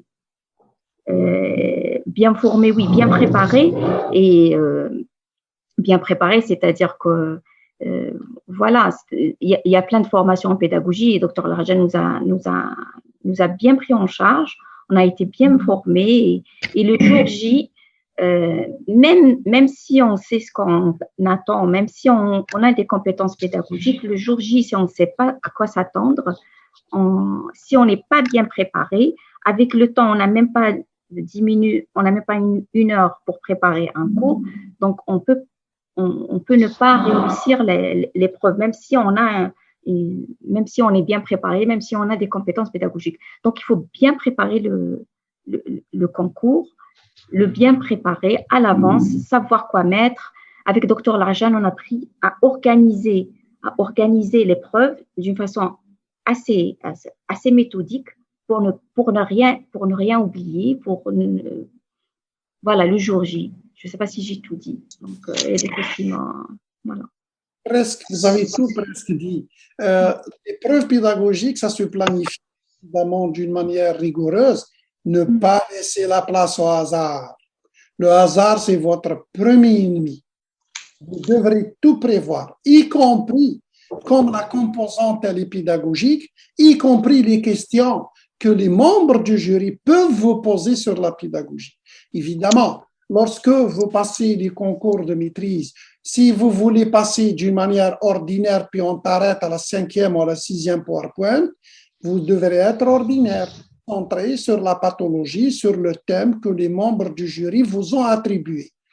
Évidemment, si vous voulez être extraordinaire, attirez les membres du jury dans le terrain de la pédagogie médicale et dans les habiletés ou les compétences de communication orale et écrite, mais attendez-vous à ce qu'on vous pose des questions. C'est vrai que les membres du jury n'ont pas beaucoup de temps, mais si on vous pose 1 à 2 questions, il faut être prêt et on a prévu une vingtaine de questions que les membres du jury peuvent poser. Donc, les candidats, ils étaient même prêts à répondre aux membres du jury. Et certains candidats, ils ont eu des questions pédagogiques et ont su répondre. Et c'est très bien, je suis heureux pour vous et pour eux tous et pour tous les candidats éventuellement. Est-ce qu'il y a d'autres questions ou d'autres descriptions ou d'autres historiques? Docteur Amilour, est-ce qu'on vous a fait une situation de désintéressement? Parlez pour ceux pour lesquels on a fait une situation de désintéressement. Docteur Ramdan Sherif. Oui, ben, c'était le cas. Il y avait une situation de désintéressement total. Total, c'est-à-dire moi, j'allais commencer, je me présentais et 3 jurys étaient debout en train de discuter entre elles. Donc, j'ai dû m'imposer pour qu'ils continuent la présentation, ne pas être perturbée, continuer ma présentation. À la fin, j'ai pu quand même réussir à les séduire, entre guillemets, parce que quand je suis sortie, je pensais que c'était pas réussi, mais j'ai eu les échos après que, voilà, ma présentation les a complètement séduits. Voilà. Il faisait comme situation de désintéressement, docteur Ramdan? Ils étaient debout, ils ne regardaient pas, en train de discuter. Quelle était cette situation de désintéressement et qu'est-ce que vous avez fait pour les capter? Ben, élever le temps, bien se présenter et bien se présenter et faire une introduction, parler de la pédagogie médicale, parler de quelque chose de nouveau. Donc, ça les a séduits et ça les a intéressés, ça a capté leur attention. Donc, ils ont continué, ils sont arrêtés, ils se sont mis assises et elles ont pu me suivre jusqu'à la fin sans dire un mot. Voilà. Très bien. Docteur Amilour. Oui, docteur Larjan. Oui, docteur Atouchi. Alors, pour moi, les membres du jury, en fait, la disposition de la salle a fait qu'ils nous tournaient le dos. Ah bon? Et c'est très, très désagréable. Parce qu'on ne voit personne, on ne voit pas les visages, on ne voit pas le regard, donc c'est vraiment désagréable. Heureusement que j'avais juste le président du jury qui était à ma hauteur, que je pouvais regarder. Donc, voilà, c'est son regard que j'ai pu avoir. Mais bon, c'est vrai qu'il y a eu des moments où on parlait des objectifs pédagogiques, où on parlait du plan, où on parlait du cas clinique. À ce moment-là, bon, c'est vrai qu'il se retournait quand même pour regarder, pour s'interroger, se poser des questions. Mais après, la disposition a fait qu'il tournait le dos parce que la projection était vers l'avant et que moi, j'étais vers l'arrière avec le PC en arrière. Donc, ils étaient obligés de regarder. Donc, voilà, il y avait cette situation de désintéressement. Mais bon, j'ai fait ce que j'avais à faire, je continue ce que j'avais à faire. Mais après, j'ai su qu'il y a eu de bons échos. Voilà. J'ai eu de bons échos. Et puis, bon, après, j'ai été quand même félicitée par le président du jury et d'autres membres du jury. Oh, donc tu étais rassurée. Oui, j'étais rassurée. Vous êtes parti au concours de maîtrise comment? En conquérante, docteur Larjan. C'est-à-dire, en d'autres termes, le concours concours. Ah oui, oui, tout à fait, tout à fait. On n'est pas parti pour revenir sans. Voilà. C'était évident qu'on allait l'avoir. Vous étiez, docteur Atouchi, motivé, vous étiez oui. vous êtes engagé. C'est très important. C'est très, très important. Une des réflexions qui m'a été faite par une des apprenantes, une des candidates, c'est que cette formation ne vous prépare pas simplement pour l'épreuve pédagogique, mais aussi ça vous stimule, ça vous motive, ça vous pousse à l'engagement, mais aussi sur le plan sur le plan psychologique, Oui, oui. il y a une augmentation de l'estime de soi, de prise de confiance en soi-même. On sait ce qu'on va faire. Et ça, c'est très important. Et c'est mon rôle de motivateur. Et la formation, elle joue un rôle très important à travers sa simplicité, à travers la qualité du design pédagogique et des interactions et des webinaires que nous avons organisés au service de la communauté médicale. Docteur Amilor, merci beaucoup, docteur Atouchi. Je vous en prie, docteur. Docteur Amilor, est-ce qu'il y a une situation de désintérêt? Oui, donc pour moi, c'était beaucoup plus les chefs, les jurys qui faisaient les étudiants. Donc, j'ai eu des questions. Des questions comme ça, c'était pas des questions pièges, mais quand même, c'est pour évaluer comment je vais répondre à cet étudiant, comment je vais maintenir cette processus pédagogique. Il y avait aussi notre salle, contrairement à Dr Atouchi, notre salle, donc c'est moi qui tournais le dos.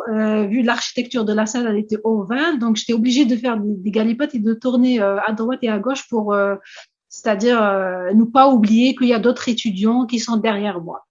Voilà. Mais sinon, c'était, il y avait pas de désintéressement. Ils étaient toutes attentifs et c'était vraiment très intéressant. Donc, vous n'avez pas eu beaucoup de difficultés à contourner la situation de désintéressement. Et ça, c'est important. Ça, c'est très important. Lorsque les membres du jury sont formés en pédagogie et qu'ils ont des habiletés ou bien des compétences en pédagogie médicale, même petites qu'elles soient, c'est en faveur du candidat. Ça, je suis convaincu de ça. Mais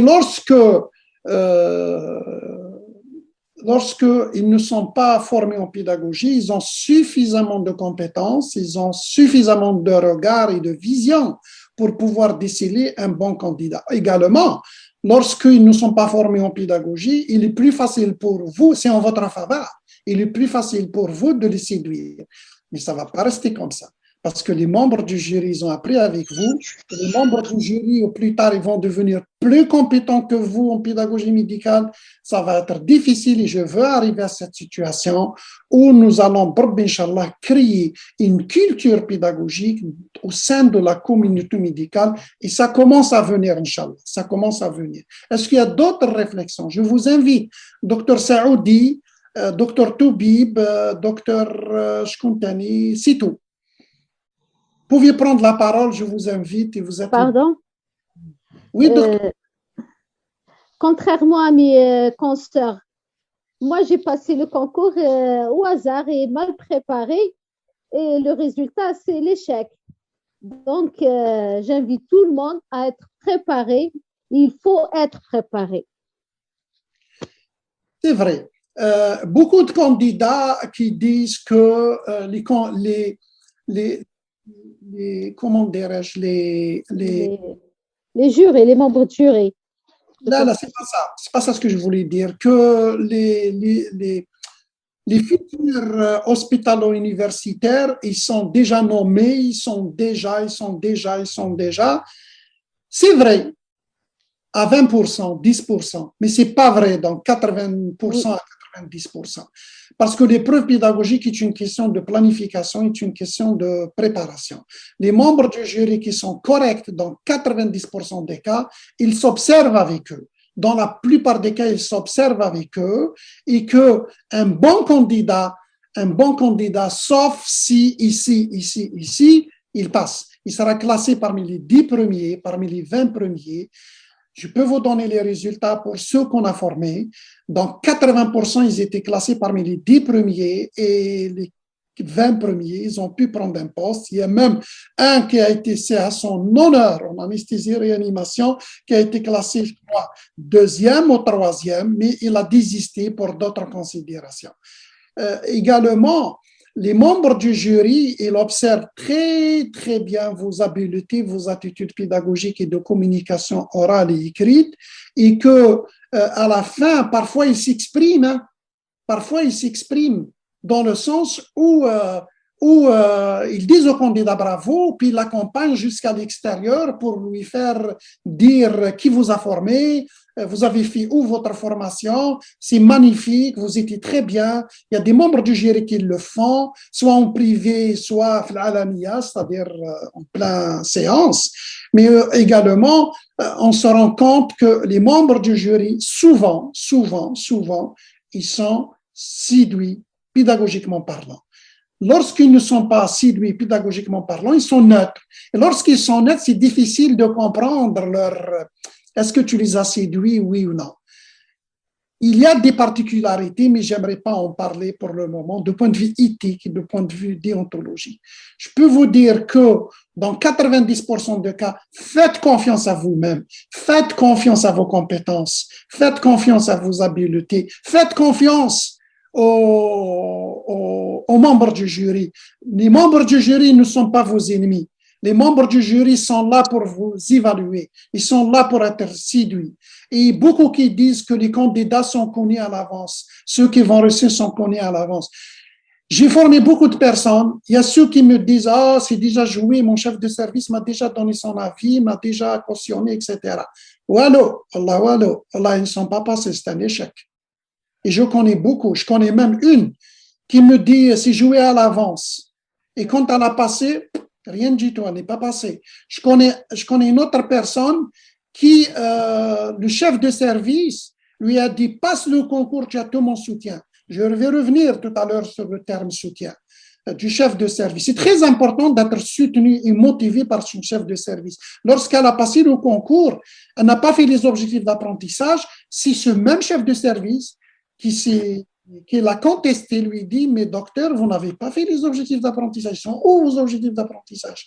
Elle a été recalée. Il ne peut rien faire parce que les membres du jury, ils s'observent entre eux. Il y a une certaine éthique qui s'installe dans 90% de cas. Faites confiance à vous, faites confiance aux membres du jury et faites confiance à vos compétences et à vos habiletés. Donc, même s'il y a des candidats qui sont recommandés, vous pouvez passer. Je peux vous dire que, docteur Amilur, vous étiez classé combien? Moi, j'étais classée 5e. 5e, et à l'échelle nationale et à l'échelle de votre région? Je suis première dans la région. Est-ce que vous avez le soutien d'un chef de service? Personne. J'avais non, il n'y avait rien. J'avais juste la formation en pédagogie dans ma poche et voilà, c'est tout. Très bien. Docteur Attouchi.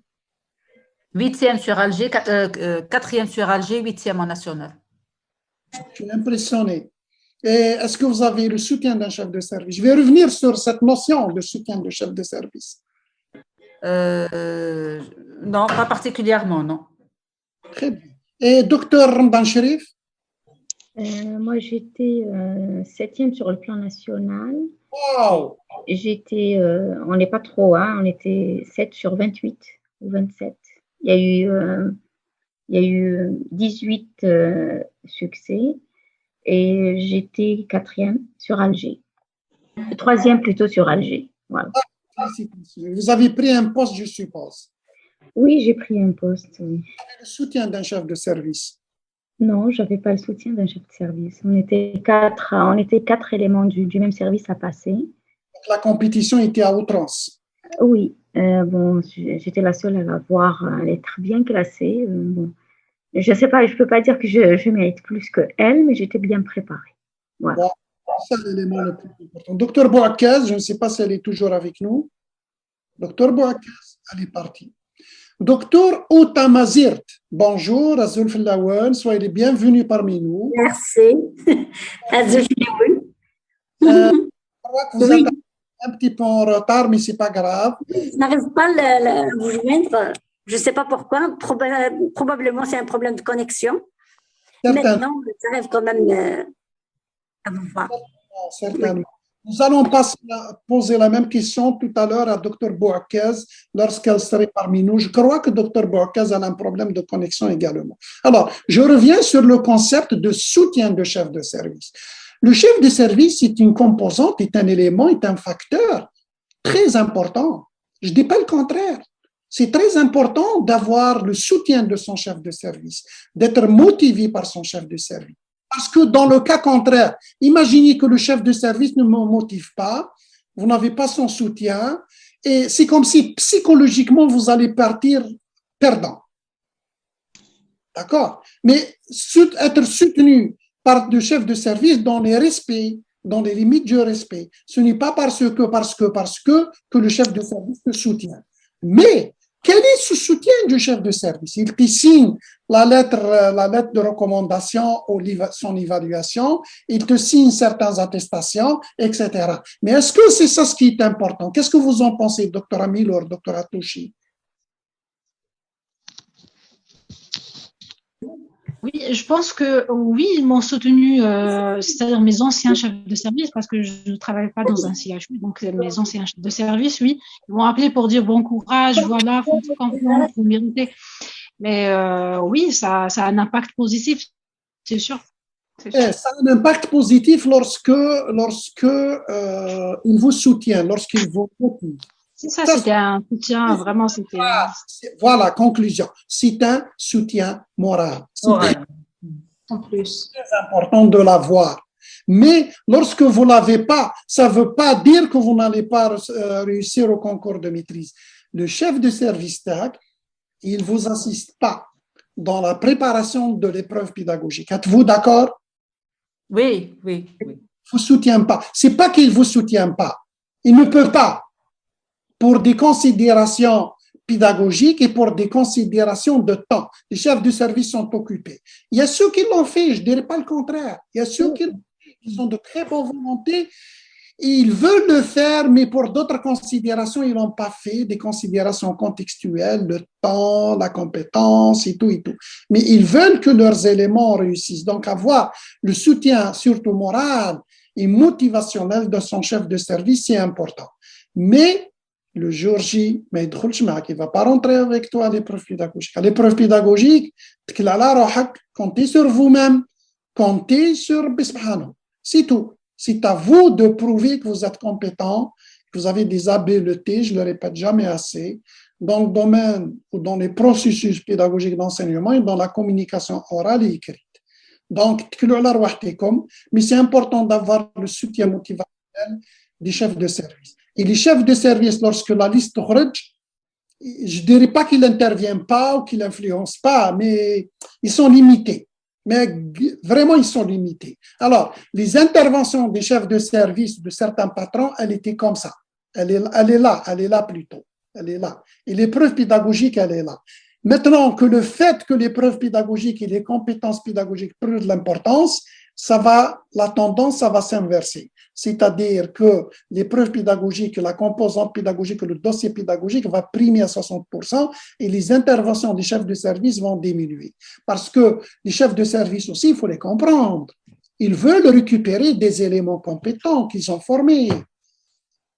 C'est tout à fait légitime de ce point de vue. Mais du point de vue éthique, intervenir pour faire passer l'un et l'autre, c'est pas vraiment intéressant. On revient à Dr Bouakas, soyez de bon retour avec nous, Dr Bouakas. La question que j'ai posée à Dr Amilor, Dr Atouchi, Dr Ramadan Sherif, est-ce que vous êtes classé combien, Dr Bouakas, sans être indiscret? Dr Bouakas, à vous la parole. Dr Bouakas, activez votre micro, Dr Bouakas. Dr Bouakas, est-ce que vous avez eu le soutien d'un chef de service pour le concours ou pour l'épreuve pédagogique?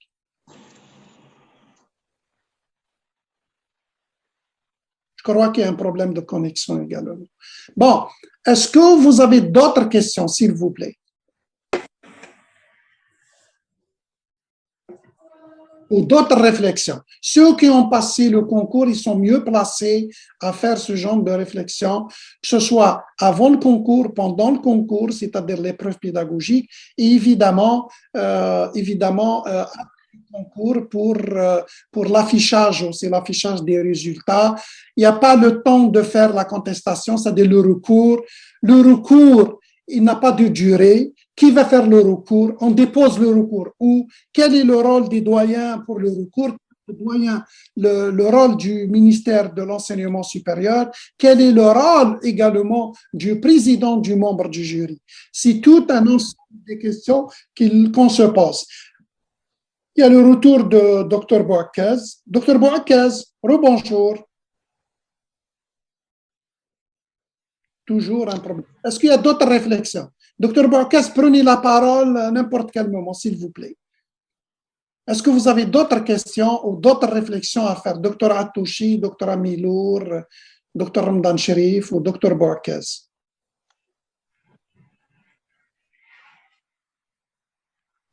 Je voulais dire juste, est-ce que je peux prendre la parole?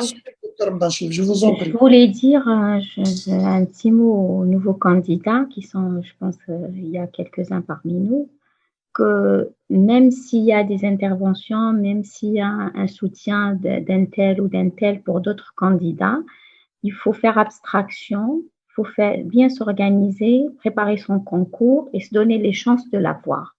Il ne faut pas se dire que voilà, c'est joué à l'avance, il y a des postes connus et tout. Ça, c'est une pensée négative, ça ne va pas vous aider à avancer.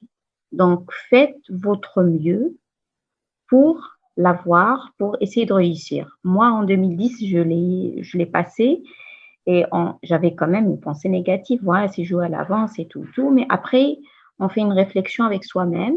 Qu'est-ce qui a marché? Qu'est-ce qui n'a pas marché? La question que pose souvent Dr Larjane. Qu'est-ce qui a marché pour moi? J'ai failli où? Mes erreurs étaient où? J'étais pas bien préparée. Je savais pas le concours, il s'agissait de quoi. J'avais la grille, j'ai bien lu la grille, j'ai compris la grille, mais pas totalement. Donc, il faut bien se préparer, faire abstraction de tout ce qui est négatif, parce que bon, on est en Algérie, la grille, elle est obsolète. Il y a beaucoup de choses. Il y a des membres du jury, par exemple, qui peuvent être arrogants, qui veulent pas prendre tel ou tel. Il faut pas rentrer dans ces conflits. Il faut se donner toutes les chances. Si on veut ce choix de carrière, il faut se donner toutes les chances pour réussir. Donc, il faut bien préparer, il faut bien s'organiser pour passer sa maîtrise. Voilà. Absolument. En d'autres termes, ce que vient de dire Dr Ramadan Sherif, qui est neurologue, mettre toutes les chances de son côté, foncer, mettre toutes les chances de son côté. Lorsque vous n'avez pas réussi, il ne faut pas attribuer le succès à la chance et aux combines. Mettre toutes les chances de son côté et se préparer, surtout à l'épreuve pédagogique. Ce que je voulais dire également, c'est que dès qu'il y a suspicion qu'il y aura un concours de maîtrise hospitalo-universitaire ou tout autre concours, surtout le concours de maîtrise hospitalo-universitaire, il y a une bataille ou bien il y a une guerre psychologique. Il y a une guerre psychologique. Non, c'est pas la peine, tatati, les candidats sont déjà connus, les membres du jury sont nommés, Makanoualo. Le concours de maîtrise, quelles que soient les conditions, je répète le mot que j'aime beaucoup de Dr Attouchi, elle est partie conquérante. Le concours Ndjibou, point à la ligne. C'est ce que j'aime. Tout d'ailleurs, au cours de la formation, je demande à mes candidats d'être comment, Dr Attouchi, Dr Ramadan Sherif, Dr Amilour? Je demande quoi aux candidats? Perfect, Dr Larjane. Exactement. Je leur demande d'être perfect durant d'être confiant. D'être confiant, absolument. Si vous n'êtes pas sûr de vous-même, quittez la formation, je vous rembourse. Ça les choque un petit peu. Donc, je leur demande d'être perfect et mettre toutes les chances de leur côté. Puis, comme vient de le dire très bien Dr Ramadan Sherif, après le concours, prenez une feuille et faites ce qu'on appelle la métacognition. La métacognition, ça veut dire réflexion sur soi-même. Qu'est-ce qui a bien marché? Qu'est-ce qui a moins bien marché pour le prochain concours hospitalo-universitaire? Que ce soit en cas d'échec, en cas de réussite. Si lorsque vous faites vous avez réussi au concours de maîtrise, posez-vous la question, qu'est-ce qui a bien marché, qu'est-ce qui a moins bien marché? Et s'il vous plaît, partagez vos réflexions avec la future génération pour améliorer les concours, pour améliorer la formation médicale, la qualité des soins, mais également la recherche. Partagez pour créer surtout la culture pédagogique au sein de notre communauté médicale. Ça, c'est mon but ultime, Rabbi Inch'Allah. Ça va y arriver. Est-ce qu'il y a d'autres questions? Sinon, on va conclure.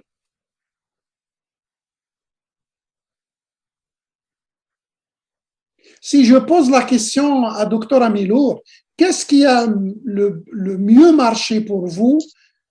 Qu'est-ce que ça a été bien pour vous et qu'est-ce qui a été le moins bien pour vous durant le concours de maîtrise hospitalo-universitaire 2021, Dr Amilour? Je pose les mêmes questions à Atouchi, à Bouakaz et à Ramadan Sherif.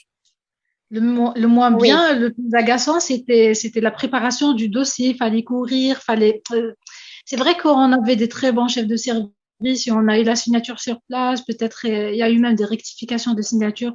Mais après, ça prend beaucoup de temps. Ça prend beaucoup de temps. Mais sinon, l'épreuve pédagogique, tout était bien. C'était bien même pour le. La chose qui a le mieux marché, c'était quoi pour toi? Le mieux marché, c'est bien l'épreuve pédagogique. C'est à peu près la note dont j'étais sûre. J'étais sûre que voilà, ça, je vais avoir une très bonne note. Vous avez performé. Et pour vous, docteur Atouchi, s'il vous plaît? La grande difficulté, c'était également la préparation du dossier. C'était un cauchemar, docteur Larjan, pour nous tous. Et heureusement qu'on a eu votre soutien, votre coaching. Vous nous avez beaucoup aidés parce qu'il y a beaucoup qui ont eu envie d'arrêter juste déjà à cette étape. Hein. Oui. À chaque fois, on avait vos messages et on vous remercie pour ça. Et on a tenu bon, finalement, donc on a pu finir la préparation du dossier. Mais après, honnêtement, on était serein. Hein. Pourtant, on n'avait que 10 jours, mais on était vraiment serein. Voilà. On était prêts, donc il n'y avait pas de problème. OK. Et pour Dr Bouakaz, c'est à la parole. Qu'est-ce qui a le... Oui, vous m'entendez, Dr Larjan? Oui, je vous pose une question avant de... Allô? Vous avez eu le soutien d'un chef de... Non, alhamdoulilah, non. Le soutien du bon Dieu, oui. Alhamdoulilah.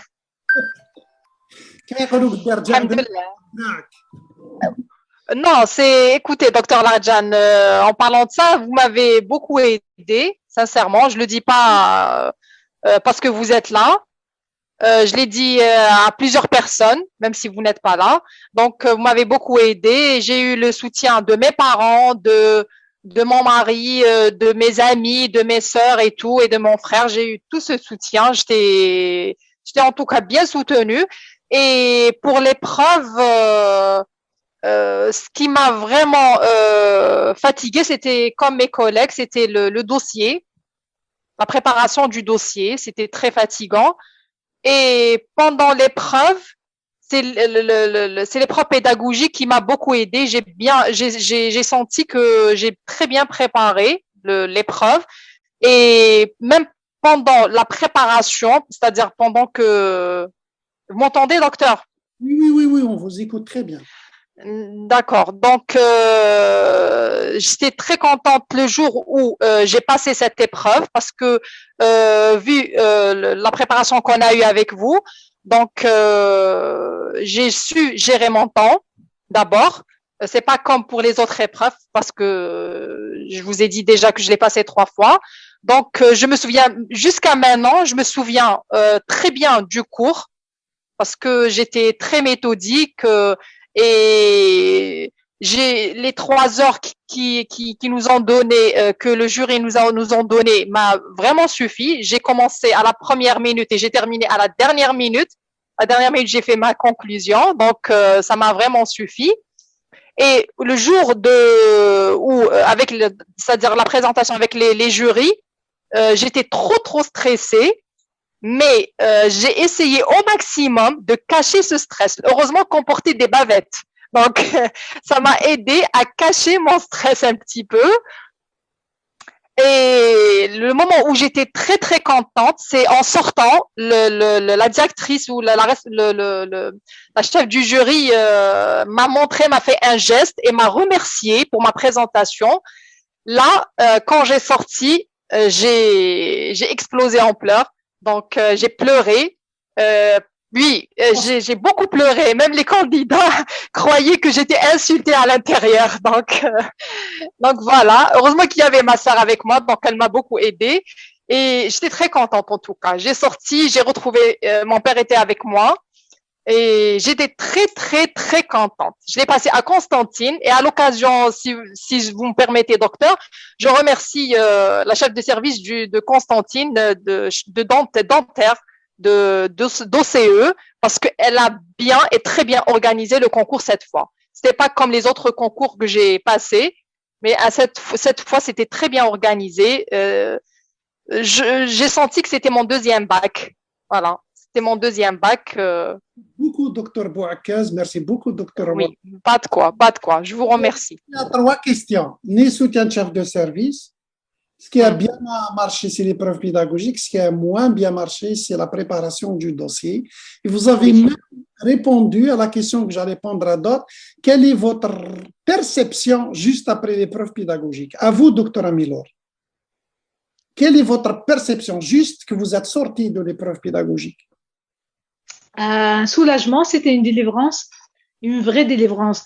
C'est vrai que j'ai pas paniqué la veille, c'était bizarre. J'ai paniqué pour le cas clinique, pour l'épreuve d'anglais peut-être, mais la veille, parce qu'on a présenté le lendemain, j'étais trop à l'aise, trop à l'aise.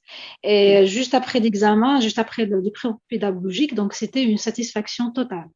Quels que soient les résultats, donc j'étais vraiment satisfaite parce que j'ai mis toutes les possibilités, j'ai mis en œuvre ma préparation et le cours.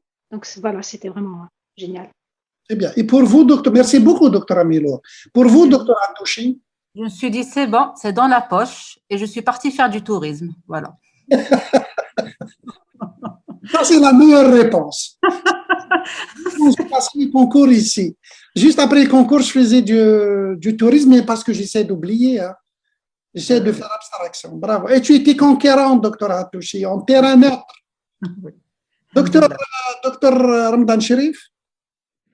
Oui, je n'ai pas compris vraiment la question.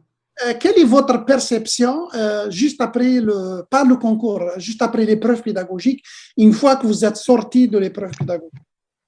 Bon, juste après avoir passé mon épreuve pédagogique, bon, je l'ai bien faite. Moi, j'avais l'impression de l'avoir bien faite.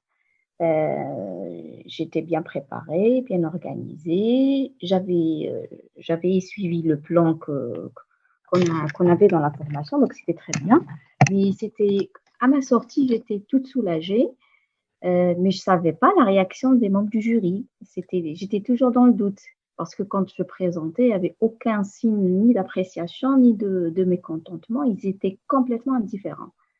Donc, tout de suite, je ne le savais pas. Mais après le concours, bien après, j'ai eu des échos que j'avais fait une présentation parfaite qui a séduit bon nombre de jurys. Il y avait même des profs parmi les membres du jury qui ont dit, voilà, ce sujet-là, on ne le maîtrisait pas, maintenant je le maîtrise. Donc, parce que j'étais très pédagogue, voilà. Donc, voilà, juste après, j'étais dans le doute, mais j'étais satisfaite de moi-même parce que j'avais mis toutes les chances de mon côté. Par la suite, j'étais contente. J'étais très ravie d'avoir réussi mon challenge. Très bien, ça. Voilà.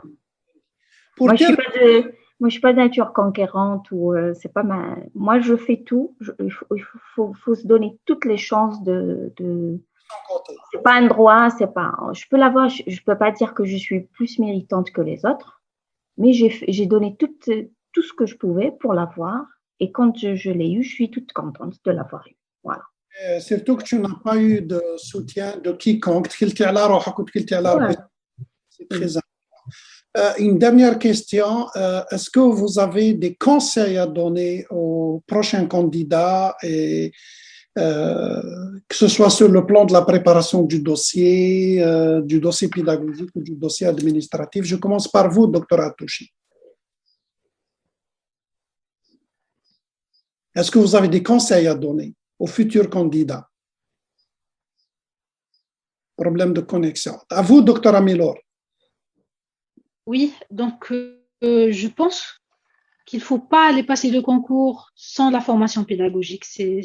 Pour moi, c'était quasi impossible de présenter un cours d'une manière méthodologique comme je l'ai fait sans avoir fait la formation. Donc ça, c'est important.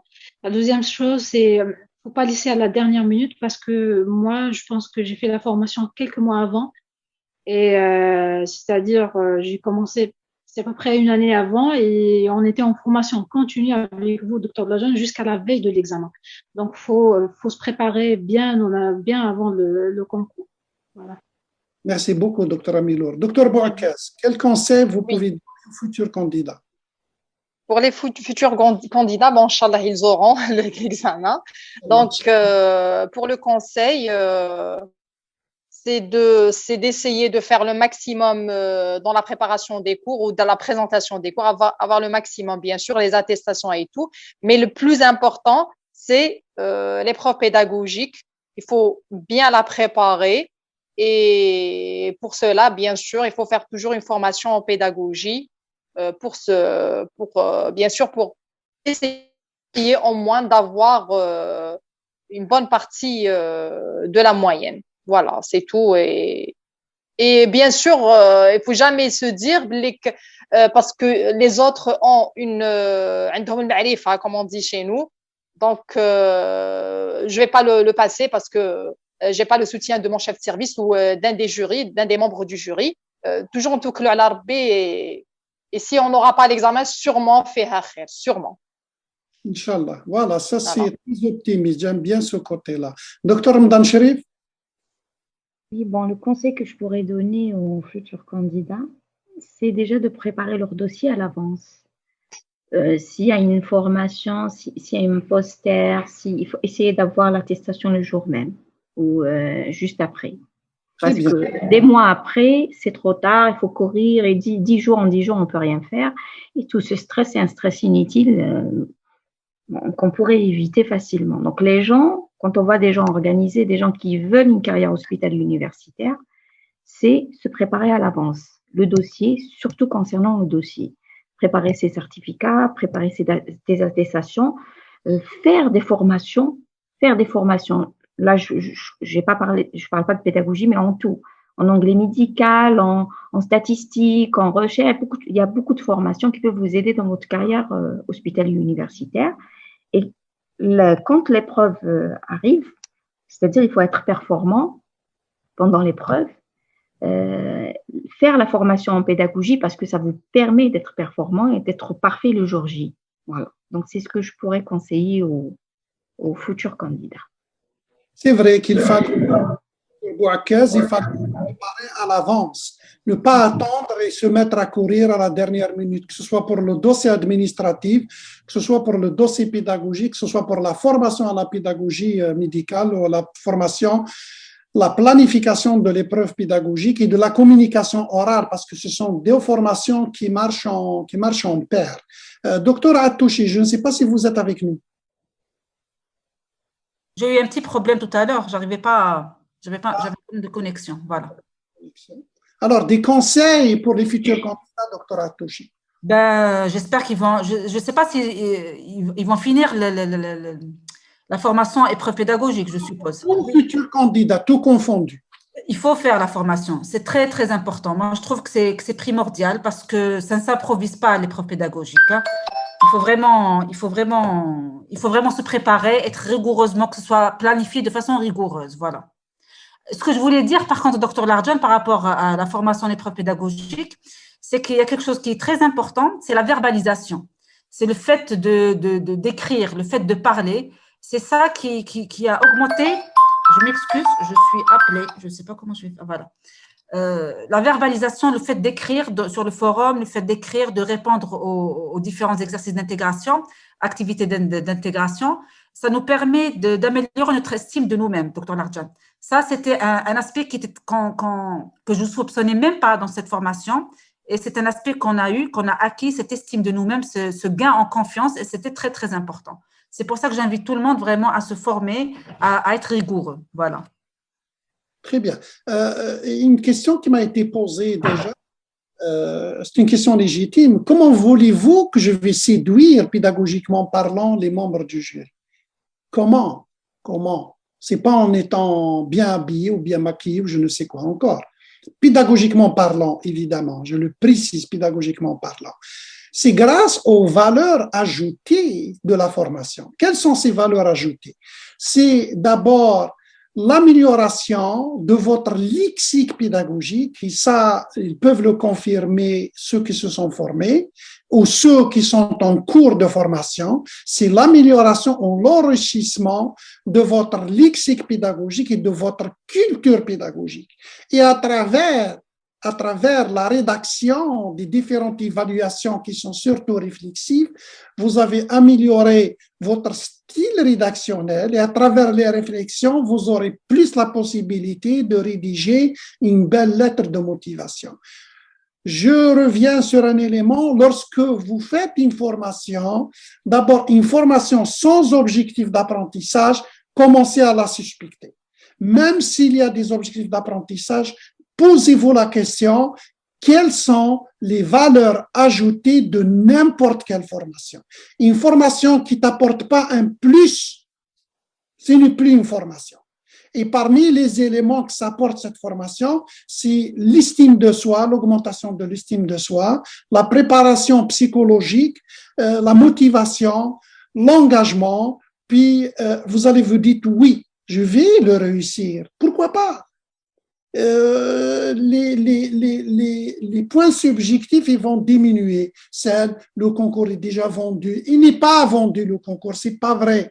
C'est pas vrai. Foncez, comme a dit Dr Ramadan Sherif, mettez toutes les chances de vos côtés. Voilà. Il est 11h30. Je ne sais pas si ceux qui sont en formation, s'ils veulent dire quelque chose, ou ceux qui peuvent, Dr Hamza Kelkoul, Dr Toubib, Dr Masoudi, je ne sais, il est là, Mohamed Saoudi, et Dr Outamazirt. Vous pouvez prendre la parole, évidemment, il faut qu'on vous cède la parole à un certain moment. Nous sommes en démocratie et j'espère que notre pays sera toujours en démocratie. Dr Kelkoul, Dr Saoudi et Dr Bonjour, docteur Larjan. Bonsoir. Bonjour, Kelkoul. Ça va bien, alhamdoulilah. Même si c'est en... Alors, docteur Kelkoul, vous avez passé le concours? Oui, j'ai passé le concours, donc je confirme tout ce que les collègues ont dit. Donc, on a vécu presque les mêmes expériences. Après, pour l'épreuve pédagogique, ça a bien marché pour moi. J'étais trop soulagé. Et même après le concours, j'étais très content d'avoir bien passé l'épreuve. Par contre, moi, je suis un jeune assistant, c'est vrai, j'avais pas un dossier très rempli. Mais concernant la partie pratique, ça n'a pas bien marché pour moi. Dans ma spécialité, ils ont donné un cas clinique, donc j'étais sûr que les réponses étaient justes. Mais dans chaque question, il nous a dit de donner quel est l'objectif pédagogique de chaque question. Donc, je pense c'est ça qui n'a pas marché pour l'épreuve pratique surtout. Mais concernant l'épreuve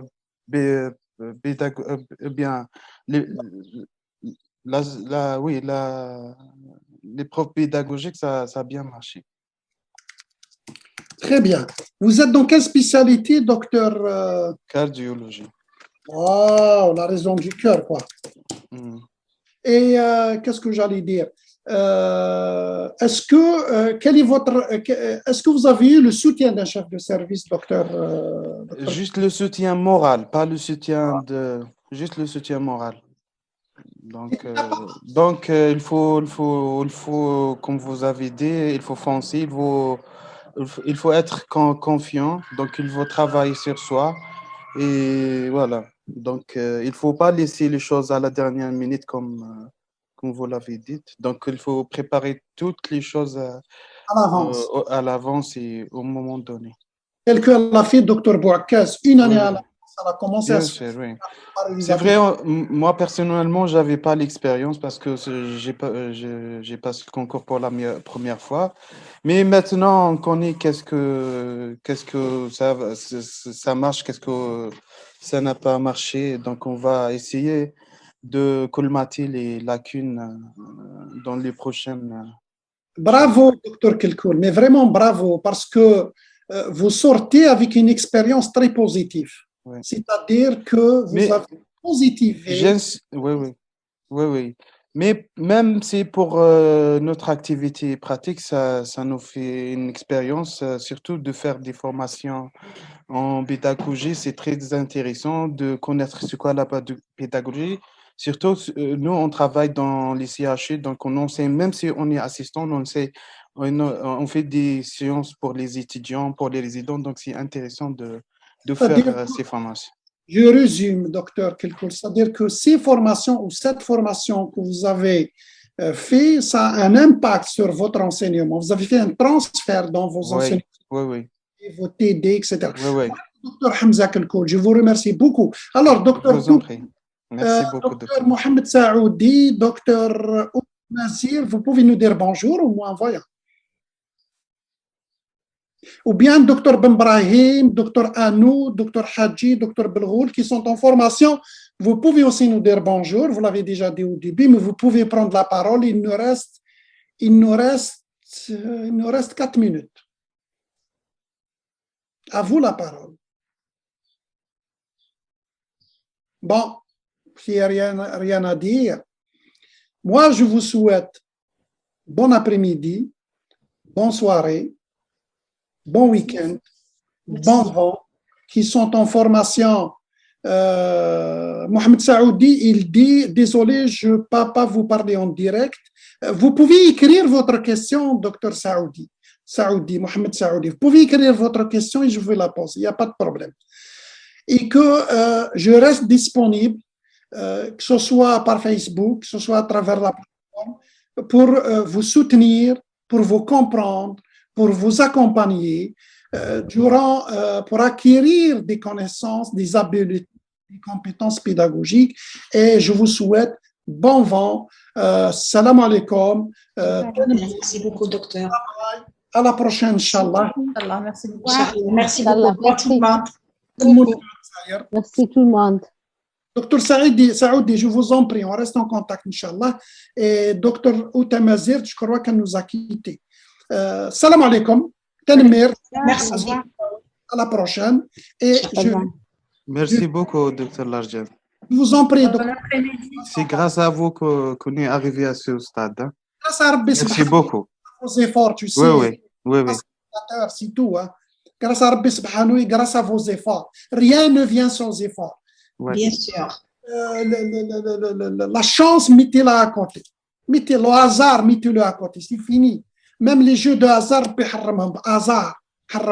donc l'épreuve pédagogique ou le concours de maîtrise, c'est pas un jeu, je le répète, ça se planifie, ça s'improvise pas. Voilà, je termine sur ces mots et je vous souhaite bon vent, bon après-midi. Merci, bon après-midi. Merci. Bon courage. Merci. Salam.